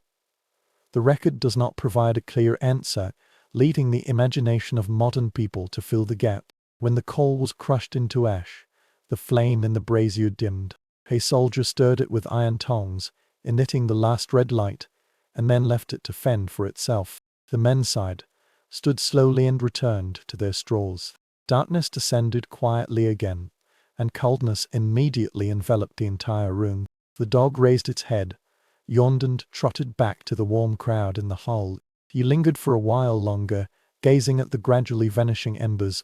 The final heat sticks to your skin and is quickly stolen by the night air. You put the cloak over your shoulders and remember that the butler will fill the brazier tomorrow. Repeat this cycle. But tonight, its warmth has vanished, and you must rely on your body and clothes to get through this difficult time. Your hands stroked the edge of the sheet, which was folded beside the bedding. You will find that beneath the woolen cloaks and rough straw, the soldiers are still wearing pajamas and hoods, a simple outfit that can ease the transition from day to night. Some people sneer at them, while others believe in them without a doubt. You pull it close and wonder what this crude linen will feel to frozen skin. So your thoughts naturally shift from the glowing brain to the quieter and more comfortable medieval pajamas, linen pajamas and hoods that build a bridge between the armor of the day and the cold of the night. You let the last remaining heat in the brazier dissipate from your skin, and then reach your hand onto the folded fabric beside you. It feels very light in the hand, not the rough scratches of wool, but the smoother and softer linen. His so minus called shift change is one of the few consolations that can distinguish a painful night from a passable one. Soldiers seldom have luxury goods, but when they do, it's usually something simple, a linen shirt for sleeping, perhaps paired with a woolen hood that pulls the ears tightly. A mainstream historical fact is that in the Middle Ages, linen pajamas and wool that were widely used, not only by the nobility, but also by ordinary soldiers when they could afford them. In summer, linen is cooler than bare skin. In winter, it is warmer. When sleeping, it can also sweat. Meanwhile, the hood functions almost exactly the same as the medieval caps or balaclavas, absorbing the heat that is most likely to escape from the head. In fact, the illustrations on the manuscript show that both monks and lay people were tied together, taking long shifts, with their headscarves tightly tied under their chins, curling up in the wind like wrapped babies. Strange details. Pajamas often serve as daytime or within other clothes, and soldiers sometimes don't even bother to take them off. There are even some humorous stories about men who were awakened by the alarm and still wore their shift uniforms, charging straight into the battlefield. The armor fastened the clothes that were essentially undergarments. A story from the Burgundy garrison describes a soldier who was ridiculed by his comrades because he rushed into a training ground like a ghost, and the pale linen beneath his male body was fluttering. However, no matter how absurd it may seem, this piece of clothing does serve its purpose, keeping the body warm enough to function properly. Historians are still debating how common the real pajamas of soldiers were. Does everyone sleep according to the designated shift, or do most people sleep in the same coat they wear during the day? Some people think that the linen shift is too precious and should not be soiled at night, but should mainly be reserved for wealthy families. Others point out that even the list of ordinary residences includes the situation where each person works multiple shifts, which indicates that this most basic clothing is everywhere. There are too few surviving fragments to resolve this dispute with certainty. Let's weigh practicality against cost. Hold the imagined transformation onto your face and then inhale. It smells a bit like soap, but more commonly, it has the smell of smoke, sweat, or mold. The freshly washed linen gave off a crisp fragrance, but in the castle barracks, washing clothes was at most sporadic. It is more likely that the lack of heated bath water or the clothes worn for several nights made people feel their skin was down. Despite this, compared with the itching of wool, this fabric slides smoothly on your arm, reducing the uncomfortable edge. In your imagination, you put it on your head.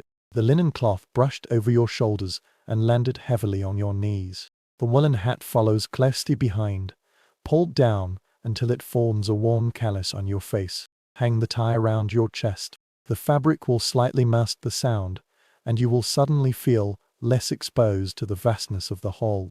These clothes might be simple, but they create a sense of enclosure, creating a private climate owned in the ruthless environment around you. Others adjusted their hoods, pulling them up to their noses and ears, until only their eyes were exposed. Some people's clothes have been patched up and the edges are in tatters. Others boasted that their wives or followers in the camp had mended their clothes spotlessly clean. A few people slept with their heads down, stubborn, or so poor that they didn't even have a hood. They were shivering obviously in the wind. This dog approached such a person as if it felt the need for extra warmth. Although the hood is small, it also has symbolic significance. In some areas, soldiers were even buried in headgear. Clothes are almost regarded as an extension of the body. A hood can provide anonymity, protection and identity simultaneously. For a soldier lying in a hall of dozens of people, this might be the only piece of clothing that makes him feel like himself. Adjust your hood, tighten your shift, and then curl sideways on the straw. The difference is immediate. If the bare wool or rough cloak is scratched, linen can soothe it. The gaps left by the cloak itself will be sealed by the hood. You imagine yourself sinking deeper into a kind of warmth, but is not produced by a blazing flame or a brazier, but is carefully stacked layer upon layer linen close to the skin, wrapped in a woolen cloak above, straw below, and finally the warmth of the body within reach. The sounds in the hall take you further. Less gnawing, occasional coughing, and the feigned trusting of wheat straw. Somewhere, a soldier was muttering to himself in his sleep, and his words vanished into the dream. The dog sighed and stretched its palm to your leg. Warmth gradually built up in your cocoon. At what followed was a negative impact. The chorus of snoring grew louder and louder, with each note having a different pitch and rhythm. On one side is the whistling sound of the nose, and on the other is the rumbling of the throat. Occasionally, there will be a loud snorting sound that wakes you up. When you realize that sleeping in a public hall not only means warmth, but also noise, the comfort of pajamas and hoods vanishes. You rolled over, looked up at the dim rafters, and let that shrill sound shroud you. It is both irritating and strangely reassuring. It reminds you that in this fortress, you are not alone. Many people are struggling hard. The night continued, and sounds and warmth filled you as well. You gradually fell into intermittent sleep. Tomorrow, you will remember the flaxen wool on your head wrapped around your skin. But tonight, what you remember most vividly is the sound of people breathing in unison, and the entire hall reverberated with the symphony of survival. As the night deepened, the warmth of your hood and gear shifting began to fade, and you increasingly became aware of a different kind of discomfort, a sound. The public hall is no longer a place for chatting and bonfires. It turned into a chorus of sleeping people. Noise is ruthless. Some people breathe gently, some are out of breath every time they exhale, and others suddenly let out their breath, waking you up from the brink of sleep. If cold is the enemy, then noise is its mocking companion. A well-documented fact of barracks life in the Middle Ages is that soldiers seldom slept alone. The entire garrison was crowded in the shared hall, shoulder to shoulder on straw rails or directly on the reed-covered floor. This is effective for defense, and the alarm can instantly wake up the entire force. But this also means that every cough, sneeze and restlessness of yours will echo in your dreams. Records from castles such as Dover and Warwick show that the barracks hall can accommodate dozens of people, and sometimes even hundreds. Privacy is almost non-existent, and sleeping is a collective effort in any sense. Strangely enough, some medieval writers even made jokes about this disharmony. They chronicled from Burgundy quipped that the soldiers sang 3 tunes at the same time, meaning that 3 people snore in different tones, creating a kind of harmony. Another anecdote mentions that men stuff wool or hay into their ears to block out noise. It is impossible to tell whether this is a serious suggestion or an attempt by a scribe to be humorous.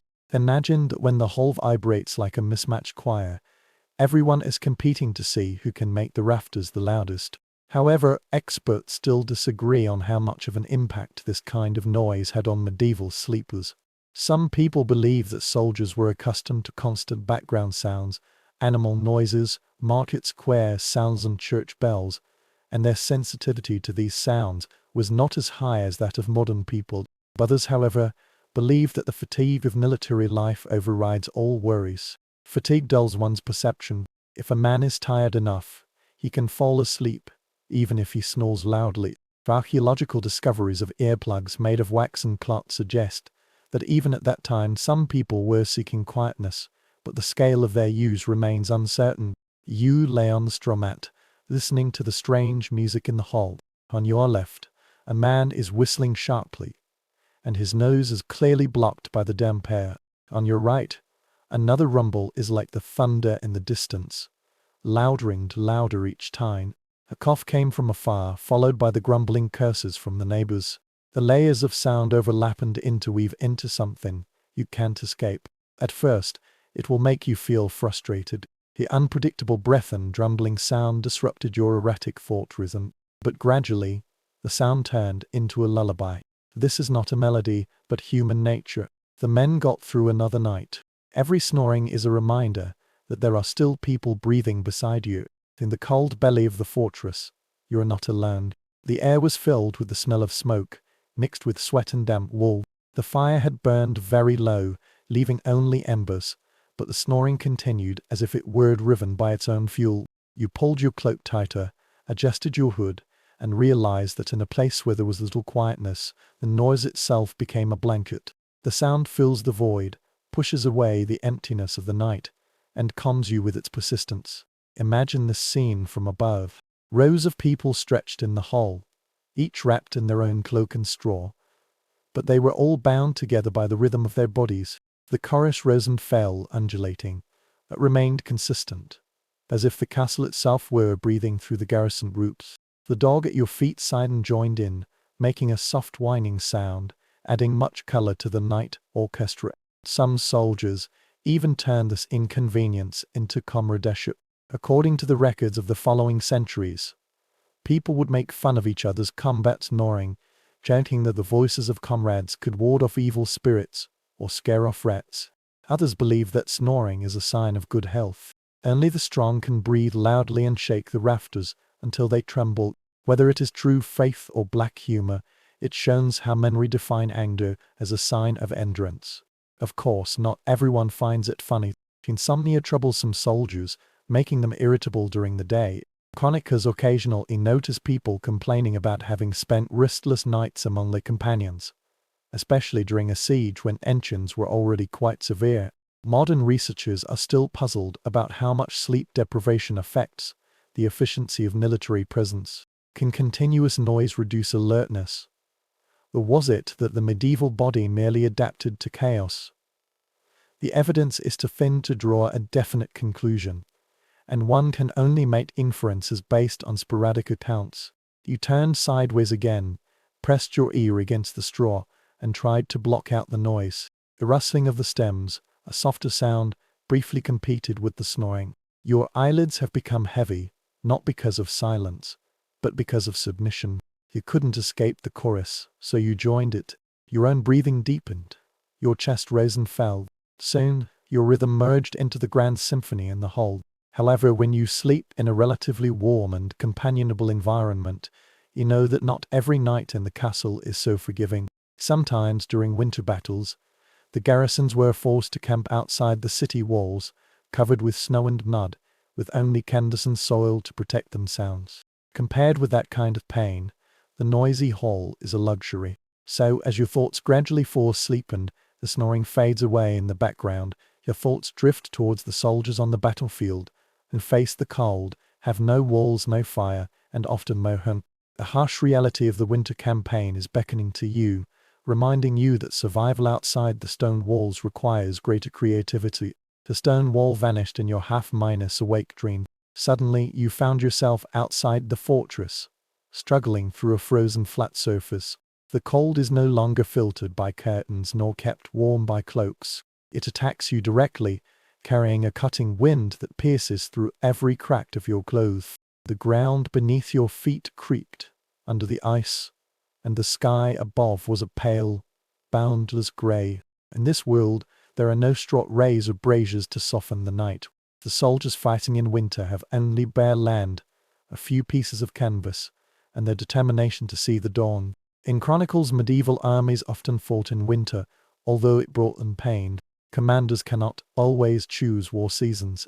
The siege continued unabated and the marching time was unexpectedly long. The army had to hold their ground regardless of the weather. The men built shelters with all they had. The lucky ones pitched canvas tents, the crude ones covered with turf, and the others used wooden turf. Some wrapped their curled minus-up corpses tightly in cloaks on the frozen ground. The archaeological traces of these camps reveal fire pits, trench lines, and even temporary huts dug half into the soil for insulation. A strange little detail emerged in some records. Sometimes, men would carry small shovels and dig shallow pits specifically, laying straw, brushes and even their own cloaks in the pits. Climbing into these holes can block the wind to a certain extent. This technique is similar to the foxholes used in the following centuries. This place is primitive, dirty and damp, but it's still better than lying in the open. Edward I described in a battle in Scotland that soldiers dug holes underground like badgers and covered themselves with branches to get through painful nights. Not everyone agrees with the sustainability of these methods.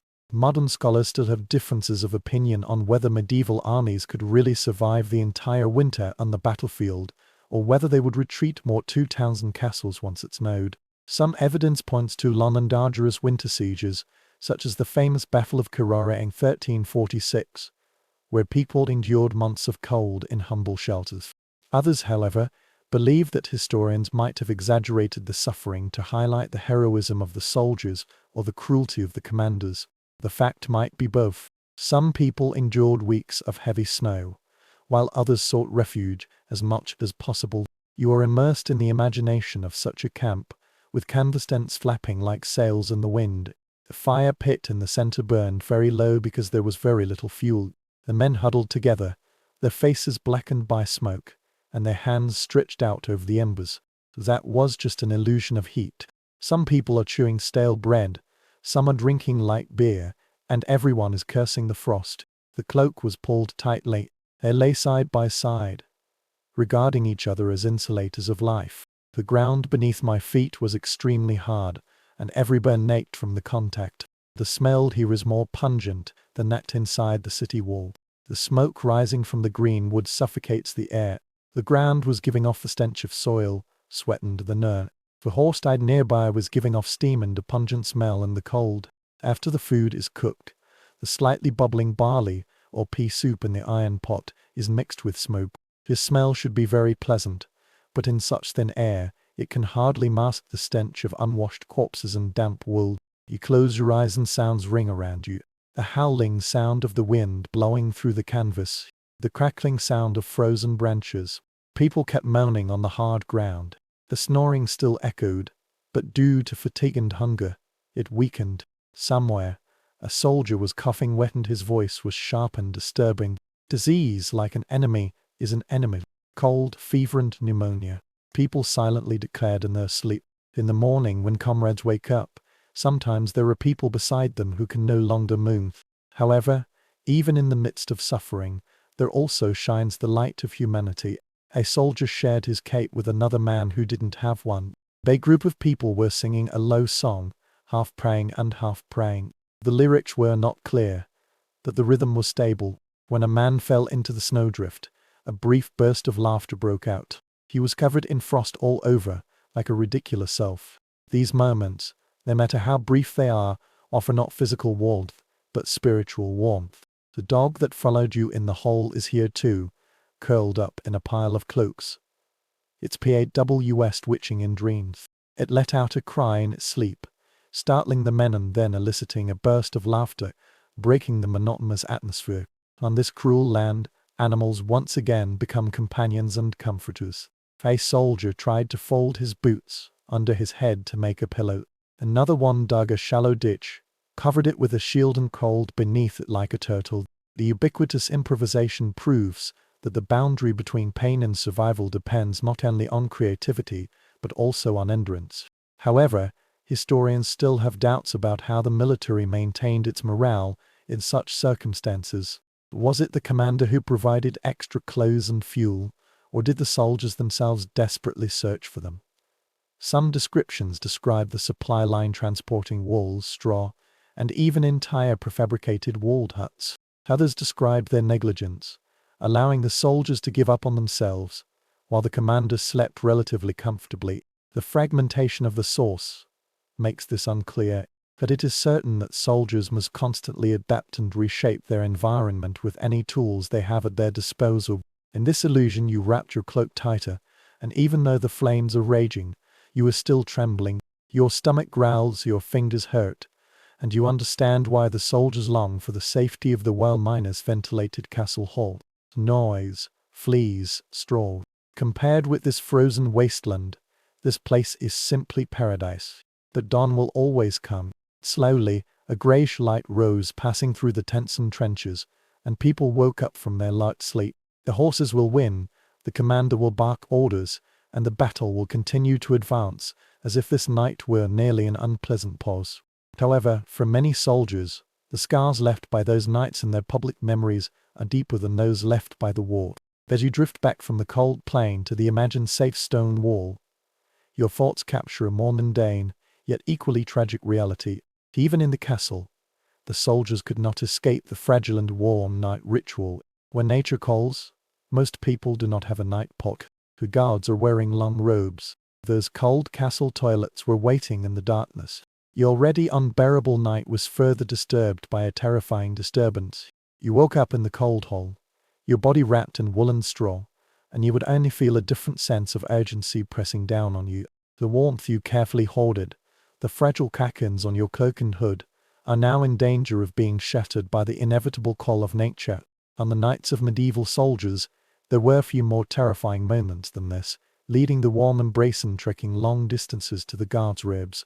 Records from that time clearly show that the castle was equipped with toilets, usually simple shafts built on the outer wall, allowing waste to flow into small pits or hung. For the nobility, these rooms might even have stone seats and moderate partition walls. However, for soldiers, these facilities were simple, cold and often shared. For hygiene reasons, they are placed along the walls and, through the design of ventilation, the openings directly deliver cold air to the user's freezers. Stepping into it at midnight is equivalent to directly stepping into the clutches of winter. There is a strange example circulating on the Tower of London. The archaeological remains of the garter robes there indicate that even thick walls cannot prevent the influx of cold air. Some reports said that smoke drifted directly into the seats through poorly covered windows and doors. Imagine sitting there, with your skin bare, and the cold wind howling beneath your feet. The pain is so intense that some soldiers postpone their journey as much as possible, even risking accidents, rather than braving the cold. Not everyone agrees with the frequency at which these facilities are used at night. Modern scholars still disagree on whether soldiers often rushed in the dark to the guard room, more nearly used makeshift night pots, buckets, jars, or even corners of the hole. Both have evidence. Some castles' inventory lists included night pots in the garrison supplies, indicating that people urinated indoors during painful nights. Others, however, stress strict cleaning regulations, which might force soldiers to go out in cold conditions. The facts may vary from place to place, Depending on the commander's patience and the severity of the weather, you imagine yourself reluctantly getting up from the straw, your cloak slipping off your shoulders, and the warmth slipping away at once. As you dragged your feet through the holland, your boots pressed against the stones, your breathing became rapid. Every step you take feels like a punishment. Your body contracts in the through wind and crawls in the corridor. You pushed open a creaking wooden door, and a cold gust of air blew straight through your shift. The smell of damp stones mixed with something reminds people that toilets are not shelters but necessities. Friendly moonlight streamed in through a slit window in the room. The stone seats were so cold that they were almost biting. You crouched down carefully, gritted your teeth to resist the cold, while the wind howled in from the slide. Every instinct is screaming, urging you to finish quickly. You imagine the hissing sound of snowflakes drifting into the open space, melting instantly under the warm glow. The entire performance felt more like a test of endurance rather than a release. The sound here is different from that in the hold. What you hear is not snoring or the crackling of the fire, but the dripping of water from a hollow somewhere below, the faint groans of the wind blowing through the chasm, and the occasional creaking of wood due to the cold. It feels very strange, as if you had walked into the hidden lungs of the castle. Some people in the Middle Ages even believed that the garden roads were haunted, and the dark shafts were regarded as sanctuaries for souls or demons. The scribbled prayers near some toilets suggest the superstition, although it is still uncertain whether the soldiers are truly afraid of ghosts or just dislike them.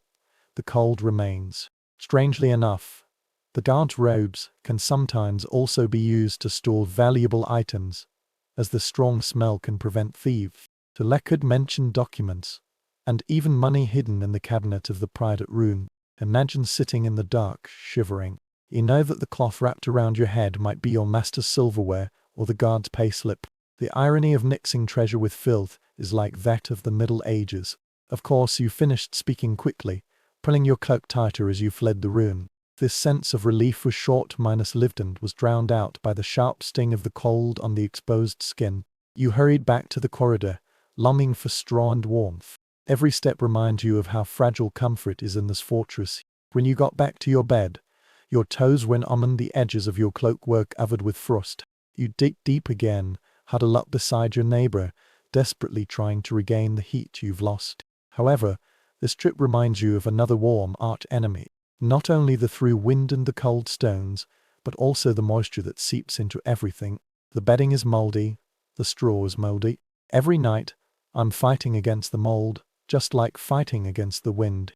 The next stage of your night is not about noise or necessities, but about slowly climbing up the dampness in every corner of the medieval castle. You get into bed. However, even after you took off your police uniform and returned, the chill still lingered on your skin for a long time. It's not just the cold air that makes you shiver. Moisture will never leave these walls. Medieval castles were built with stones which were a kind of sponge. It absorbs moisture when it rains, flows out in the fog and sucks it into every corner of the hole. You lay there, listening to the dripping of water from somewhere in the sky. You realize that the real enemy is not always the cold itself. The dampness adheres to the body like an invisible shroud. The written records of the castle keepers show that they have been struggling with mold and decay. Straw bedding must be replaced regularly because air, stone floors and humans can mold it within a few weeks. From the records of the surviving stewards of Windsor and other royal castles, it can be seen that every few months, straw would be transported in, not only for the animals to eat, but also for the beds of the garrison roots. Replacement has nothing to do with luxury. This is about survival. Sleeping night after night on damp straw is no different from allowing disease to invade your bone marrow. An interesting anecdote comes from a list of butlers in 14th century France, which pointed out that the bedding of the guards was sprinkled with herbs such as lavender or mint. According to later explanations, its purpose might not have been for the fragrance but to combat mold and pests. Imagine a tired soldier lying on straw, which has a faint minty smell, with the sweetness mixed with the soreness of damp stones. This is a strange contrast, but perhaps a small consolation. Experts are still confused about how serious the impact of this dampness is on health. Some people believe that respiratory diseases, fevers and persistent tow can get worse due to long-term exposure to moldy beds. Others, however, believe that people in the Middle Ages were really more cold, minus-resistant, and accustomed to dark environments such as homes, barns and castles. Without the direct medical records of ordinary soldiers, the answer remains uncertain. Nevertheless, the repeated mention of fresh straw and cloth, dried by the fire, indicates that people of the same era attached great importance to this issue. You can smell it yourself, a musty smell rising from the straw mingled with the smoke from the fireplace that was about to go out. The fabric of your cloak feels damp and won't dry out completely, even after a few days near fire. When you change your posture, the straw beneath you gives off a faint musty smell, just like old leaves that have been rained on for too long. Your skin will sting when it touches damp places. A coldness deeper than the temperature seeps into your muscles and bones until your drains are soaked through. The soundscape adds to this impression. Apart from snoring and coughing, you can also hear the faint rustling of mice in the shadows, which thrive in the damp corners. Their little claws were scraping back and forth on the wood. Their teeth don't eat any leftovers either. You pull your cloak tighter, not only to keep warm but also to prevent pests from approaching. Whether humans are awake or asleep, fleas and lice, inspired by the damp warmth that humans and straw, are happily feasting and drinking. However, you notice the adaptability of the soldiers. Some people spread their cloaks directly on the stones to prevent the wet boards from getting on their bedding, thus forming a barrier between their bodies and the moisture. Others hung straw and ats, or even branches under the tray to absorb moisture. Craftsmanship creates survival. In some castles, wooden sleeping platforms are provided to allow people to avoid the wettest areas, although these are still quite uncommon. Everyone has invented their own way to prevent dampness from entering the body. The psychological stress brought by dampness may be as great as the physical stress. Chroniclers sometimes write about heavy or bad air that suppresses the spirit. Modern readers might interpret these words as mold or moldy. Imagine waking up every morning with heavy lungs, damp clothes, and a listless spirit. Fatigue does not merely come from fighting or being on duty. It is cultivated by the environment itself. Strangely enough, dampness has also given rise to strange superstitions. Some soldiers believe that mold carries evil body fluids and that sleeping too close to a wet wall might cause them to contract diseases from the stones. Some incantations have been passed down in manuscripts, praying to the sage to dry the bones or remove dampness. Were these metaphors or genuine fears? The answer is uncertain, but in any case, a damp environment has an invisible smell of predators. You turn the bedding over again.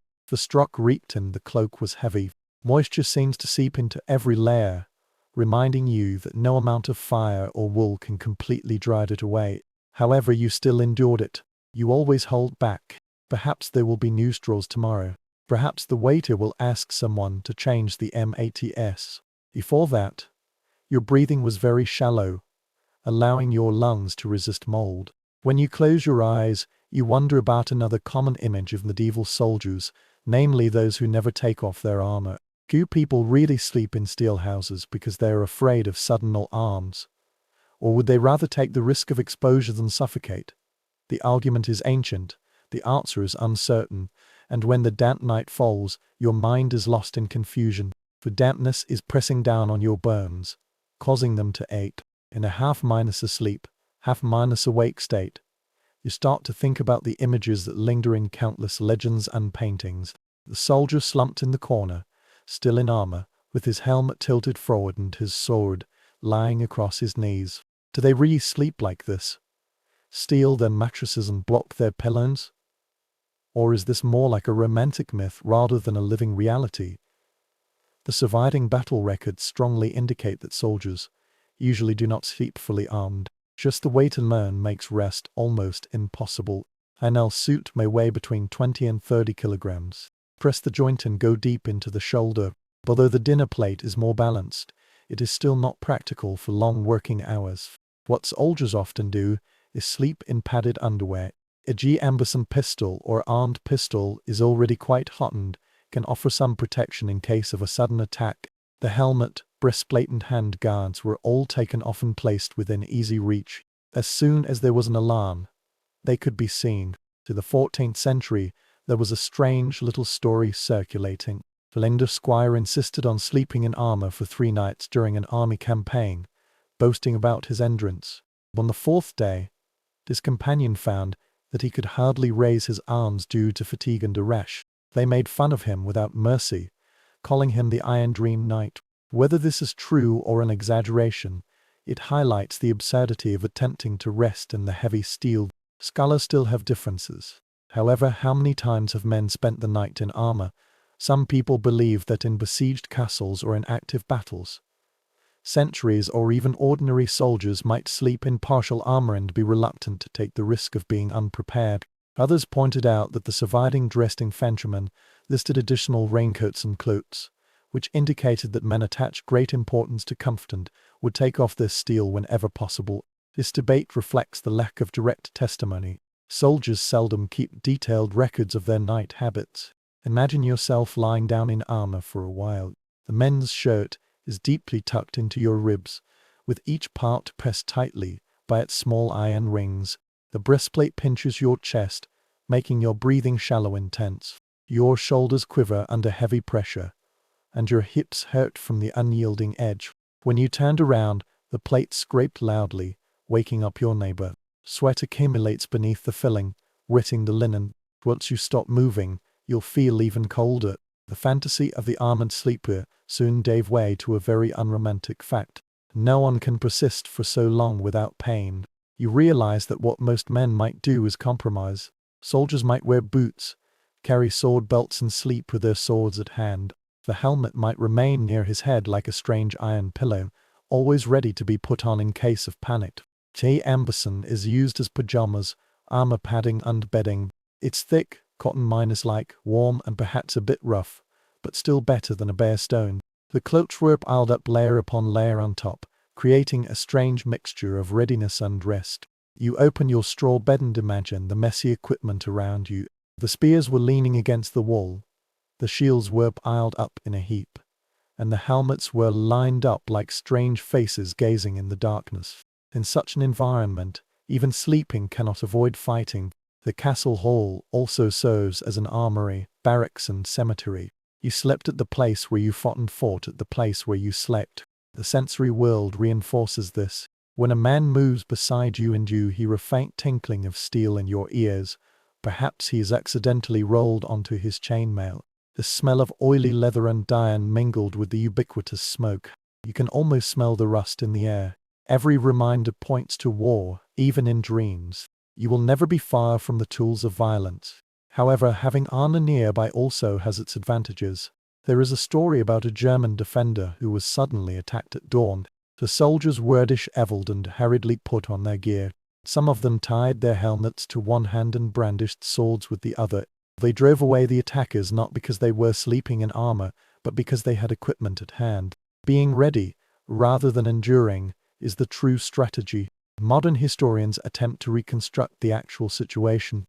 Experiments on imitation armor have shown that wearing full gear and lying in bed for a few hours can cause bruising, while the gambian by some provides acceptable comfort when resting. The bed sheets discovered by archaeology have stains of iron oxide, which indicates that people often place their armor near the bedding, and the damp air can cause rust. These clues point to the nocturnal rhythm. Strip off the steel and keep the fillet. Believe that the alarm will sound in time. You sighed and pulled your cloak tighter. Thank goodness. At least you weren't bound by metal tonight. But when you move your body and scratch your neck, another kind of discomfort reminds you of its presence. And this discomfort is not easy to get rid of by taking off the armor. Fleas, lice and pests lurk in every corner of the castle's life. Thrive amongst raw, woolen corpses. They are companions that no soldier can escape, whether fully armed or bare. Your mind reluctantly drifts towards this itchy reality, knowing that even sleep has its crawling burden. The next chapter of your night is not about steel, but about the pests on every medieval bed.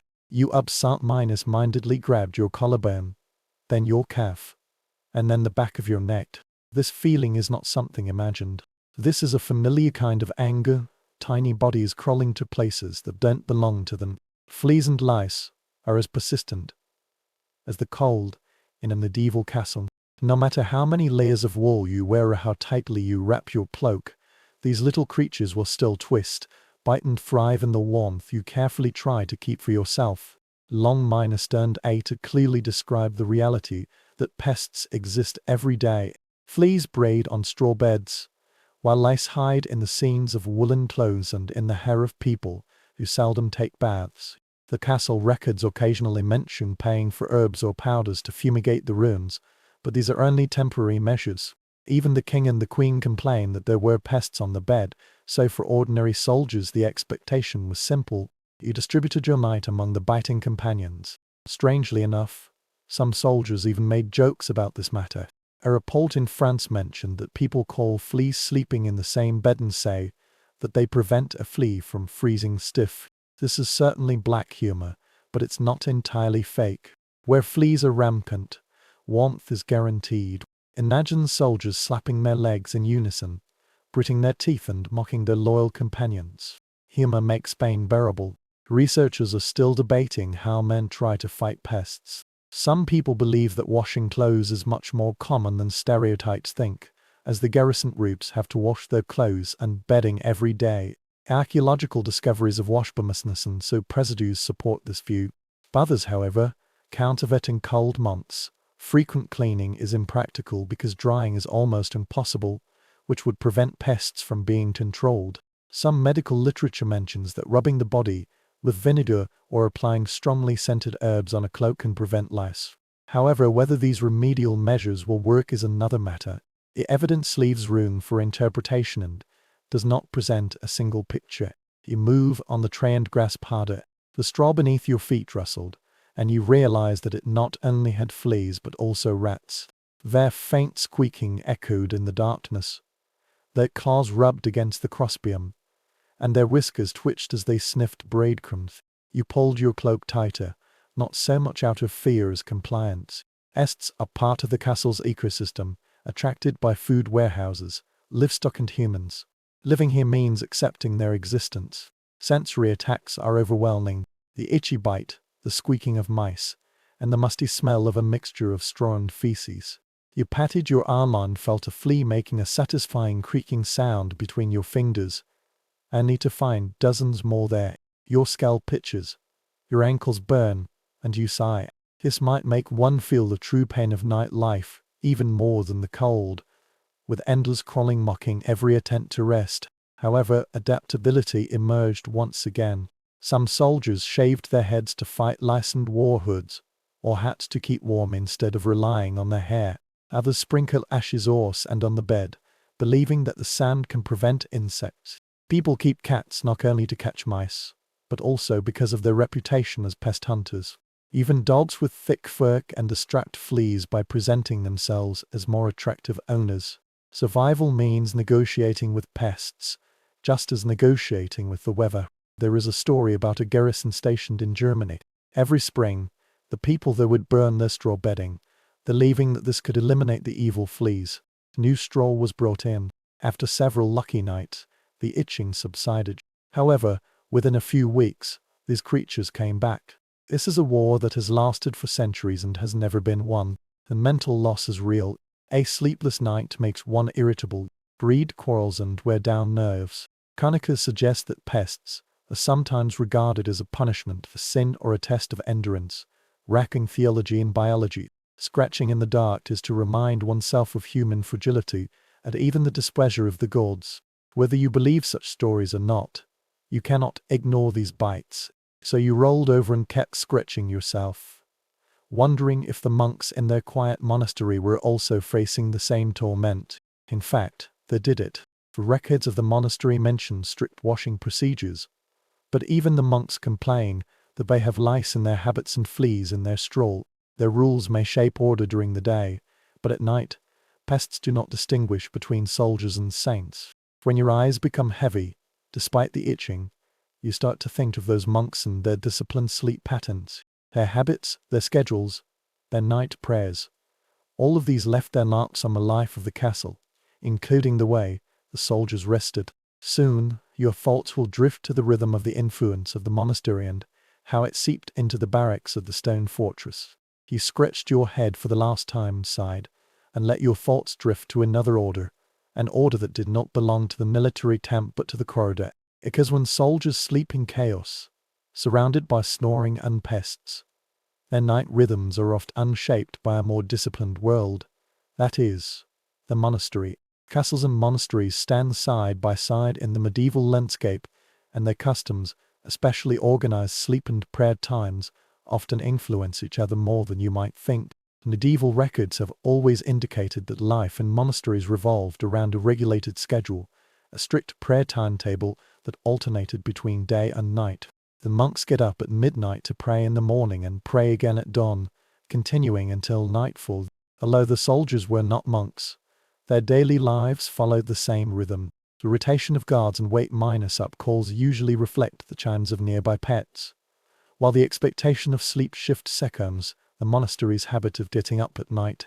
There is a strange little overlap among these records. Some castles with affiliated churches or resident priests actually require their troops to perform night prayers.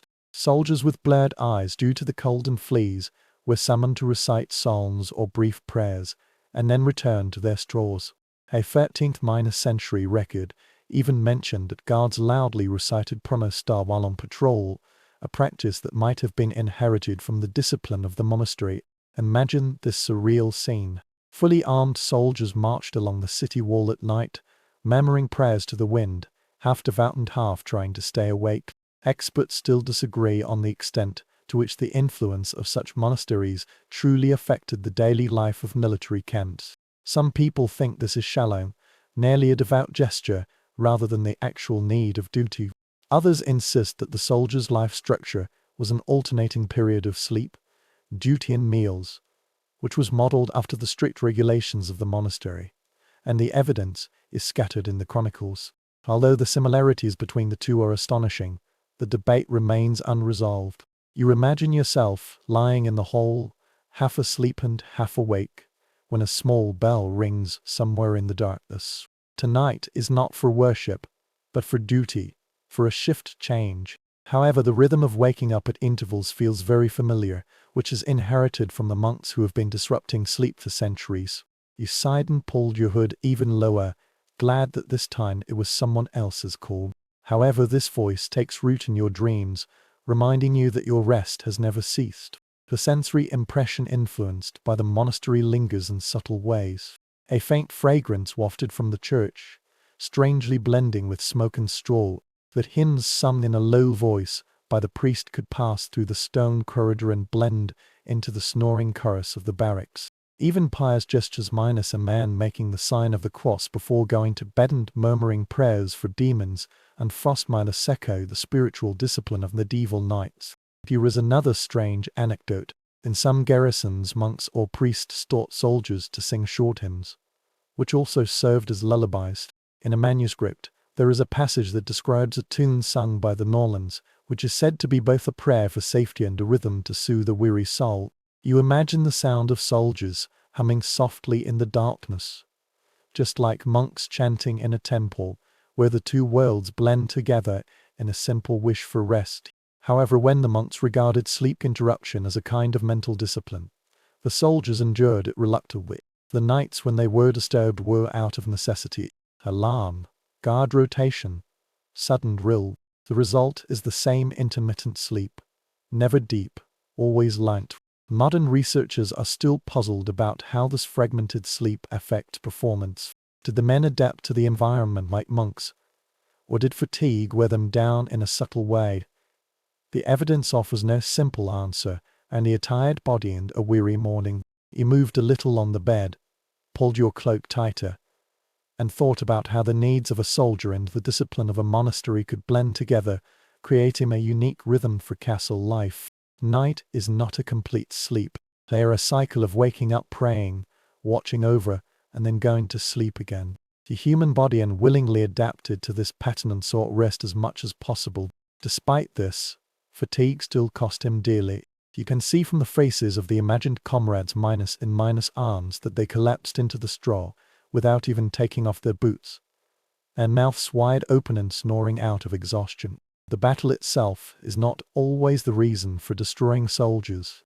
It is precisely such nights that keep slipping away. True rest is elusive, with cold, noise and responsibility gnawing at both the body and the spirit. So your thoughts linger in that exhaustion, which seeps so deeply that you hardly care where you sleep. The soldiers learned to collapse on straw anywhere, in the stables, under the capes, out of exhaustion rather than comfort. The rhythm of the monastery may have shaped the structure, but fatigue is the true master. The next part of the night belongs to this reality. The heavy pressure and exhaustion of battle made even the coldest stone as hard as a bed. Your body is getting heavier and heavier. The itching of pests and the dampness of stones vanished under a more powerful force. Exhausted, combat fatigue is neither the excruciating pain of a wound, nor the sudden chill. It's slower and heavier. No matter where you lie, gravity will drag your limbs down. For a soldier in the Middle Ages, this kind of weariness might be the most reliable stimulus. Contemporary chronicles record that soldiers were lying on straw benches, leaning against the wall and asleep, still holding helmets in their hands. A campaigned diary of the 100 Years' War even pointed out that soldiers sometimes fell asleep while eating, still holding food in their hands, because they were exhausted from marching and minor conflicts. Sleeping is not an option. This is surrender. A person can rest amid barking dogs, or even on a cold stone floor simply because his body has no other choice.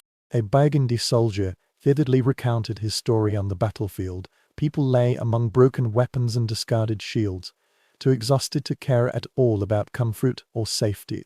They lay in the mud, with helmets as colours and cloaks covering their faces, sleeping as if they had never heard of feather beds before. This scene is both tragic and strangely reassuring. When exhaustion forces the body to ignore everything else, humans can tolerate almost anything. However, modern scholars still have differences of opinion on whether this extreme fatigue really compensates for the harsh conditions. Some people believe that physical exhaustion enables men to sleep soundly even in the coldest weather, thus achieving true rest. Others hold the opposite opinion. This continuous wakefulness was interrupted by a slight drowsiness, leading to long minus-term sleep deprivation for the soldiers, weakening their immune systems and reducing their alertness. Limited medical records leave an unresolved issue, but the debate highlights this paradox. Fatigue can help men sleep, but it may also gradually disrupt their sleep. Imagine this feeling yourself. After a day of guarding duties and transporting supplies, your body feels painful. Your arm is carrying too heavy a weapon. Your legs are sore from climbing the tower. When you finally lay down, the stone felt almost soft. Straw is almost a luxury. Your cloak is scratched. Your hood is itchy, but none of these matter. Your eyelids closed as hard as a hammer. The world fell into darkness. When you are so tired, your voice will change. Snoring no longer bothers you. They disappeared into the background. A buzzing sound that is almost inaudible. The rustling of mice, the dripping of water, and even the coughing of neighbors all vanished without a trace. Your thoughts come and go. Sometimes I'm awake, sometimes half asleep and half awake, and sometimes I don't know which state I'm in. This intermittent sleep has become the norm for soldiers. Here is a strange little anecdote. Some reports mention that soldiers slept standing up, lean against a spear or shield. During a long siege, people would doze off against the wall, stand upright and balance their weight with armor and weapons. Whether this is real or exaggerated, these images capture the essence of fatigue to such an extent that the posture itself is no longer important. When you are rafting, the smell around you lingers on, the smoke from embers, damp wool, and the sour smell of sweat. They no longer reject you. The exhaustion dulls every feeling until only the heavy comfort of shutting down remains. The dog beside you hardly moves, equally exhausted. Its body is pressed against you, as if it were collapsing along with you. You remember, even the nobility, despite having better bedding, sometimes described the same difficulty in falling asleep. A lord in Carrara complained that no matter whether I was wrapped in a fur blanket or a rough cloak, after monitoring the siege for several days, he forced me to sleep. Fatigue is common, both knights and infantrymen. For fatigue can also bring danger. Sentries may doze off while on duty, endangering the safety of everyone. A person might have rolled too close to the brazier, his cloak catching fire, and he was too fast asleep to wake up. Others might miss the alarm. It will only wake up when the commander shakes it violently. Sleep is both a salvation and an adventure. In this world full of suffering, he is an unpredictable ally.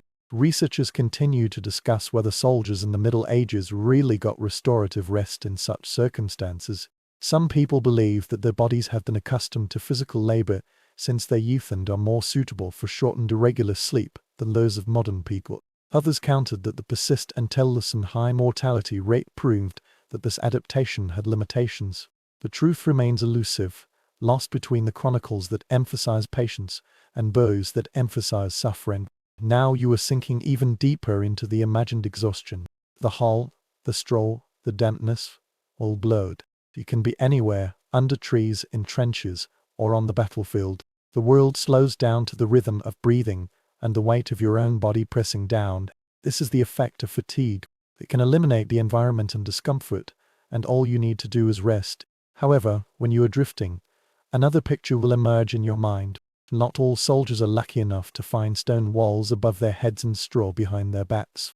Many people even improvised in the courtyard of the castle, turning cloaks and shields into tents and making small shelters to protect against the through wind. The fatigue can cause a person to break down anywhere, then intelligence and talent sometimes can ease this breakdown. Your thoughts wander over these makeshift tents, which dot the castle's courtyard when space and comfort are insufficient. The hall gradually faded away, and you found yourself entering the castle courtyard under the starry sky. The high walls around you are towering and dark, with only the torch of the sentry shining upon you. The air here was cold and bone-minus chilling. However, in the courtyard, there were some strange little buildings scattered around, with capes hanging from spears, shields leaning against each other, and canvas fragments nailed together with stones. These were the tents temporarily set up by the soldiers. They couldn't squeeze into the hall or preferred to take shelter from the wind and rain in their own corners. The descriptions of the besieged city and the life of the garrison troops at that time clearly indicated that makeshift tents and huts were very common within the castle grounds. Not every fortress has enough space to accommodate all the people under the stone roof, especially during wartime when the reinforcement troops increase. In this situation, the soldiers were scattered in the courtyard, hanging their cloaks on ropes, propping their shields against the walls, and even spreading horse and ATS between the barrels. Archaeologists have discovered signs of such temporary shelters in some unexpected places, such as pillar holes, scorched soil from small fires, and fragments of iron tent nails. In a 15th-century chronicle, there is even a whimsical anecdote about soldiers sewing their cloaks together with hemp ropes to make a huge tent. When a gust of wind blew it away, this exquisite device flew over the yard like a sail, and the soldiers rolled along with it. The tone of the chronicler makes it sound like a farce comedy, but the details reveal how desperately people sought shelter and how creative they were with limited materials. Experts still hold different opinions on how comfortable these temporary buildings are. Some people believe that they offer genuine respite from wind and rain, pointing out that even a thin barrier can significantly reduce penetration. Others, however, believe that their symbolic significance outweighs their functionality, giving people a sense of isolation but lacking true warmth. The debate continues. Although fragments of canvas and tents have survived, no medieval soldiers have left us detailed diaries describing how they slept with cloaks tied to 2 spears. You are squatting in a temporary shelter. Now it's very small. It can just sit up straight and curl up on the ground with difficulty. Your cloak hangs above your head and is pressed down by stones in the corner, forming a low tent that can shield you from the wind. The indoor air is common, not so cruel. You spread straw on the ground, perhaps stolen from the stable, and then lie down. The fabric above smells of smoke and damp wool, but this is yours, a little fortress within your fortress. Sensory experience is acute. The rough ground was pressing against your body, but the tent walls were gently tapping, reminding you that you were blocked by the fierce wind outside. You can hear the low voices, whispers, occasional coughs and barks of dogs from others in their shelters. The air is still cold, but this kind of closed behavior offers far more comfort than physical comfort. This is a proof of agency, a proof of digging up a private bubble in a public world. A strange custom mentioned in a military garrison report is that shields are not only used as the walls of tents but also as beds. The huge kite shield faces upwards and can lift a person from the damp ground. The men joked that sleeping in their master's arms, the symbol on the painting turned into a genuine headboard. You smiled at its absurd practicality. Iron and wood were transformed into furniture as needed. Of course, there are also many disadvantages. Rainwater seeps out from the loose seams, the wind breaks the ropes, and snow may blow down the cape tent within minutes. Rats and pests climb to the edge without being stopped by the fabric wall. Some soldiers even described that when they woke up, they found their makeshift shelters had frozen stiff. They were wrapped under the stiff wool until their comrades pulled it away. Despite this, people persisted because even a forged shelter is better than lying naked under the sky. Experts are still not sure whether the commander approved these structures. Did they see their value and encourage people to build them, or did they prefer to keep the yard open for practice and activities? Some regulations suggest that tents should only be set up in designated areas, while others imply punishment for those who mess up the yard.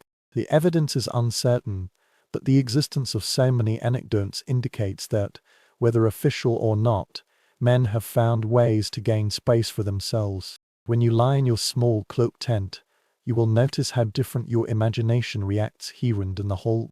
There is no snoring and no suffocating smoke. Instead, there is a quiet sense of intimacy.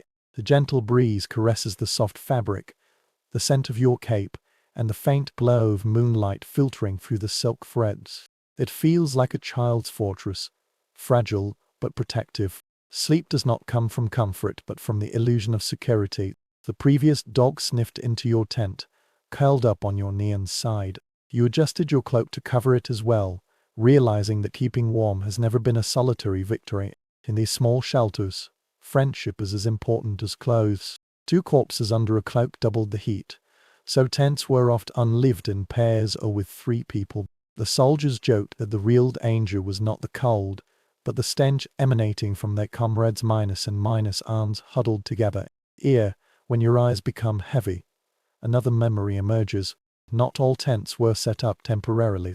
After the grand feast in the hall, some people were just dozing by the stove, the cloaks draped over their faces, and the embers were still burning. A few lucky ones fell asleep in the warmth and smoke, and dreamed in the flickering firelight. Compared with the cape tent in the yard, it must have felt like heaven. So your thoughts turned to those feasts and their lingering heat. The combination of fire and friendships often the edge of the medieval night. When you fall into drowsiness, the embers in the hall are glowing. This thought calls on you to turn inward, towards another kind of warmth. When you returned to the hall of the castle, the atmosphere changed. Tonight is no ordinary night of scratching straw and deep snoring. This is a feast night.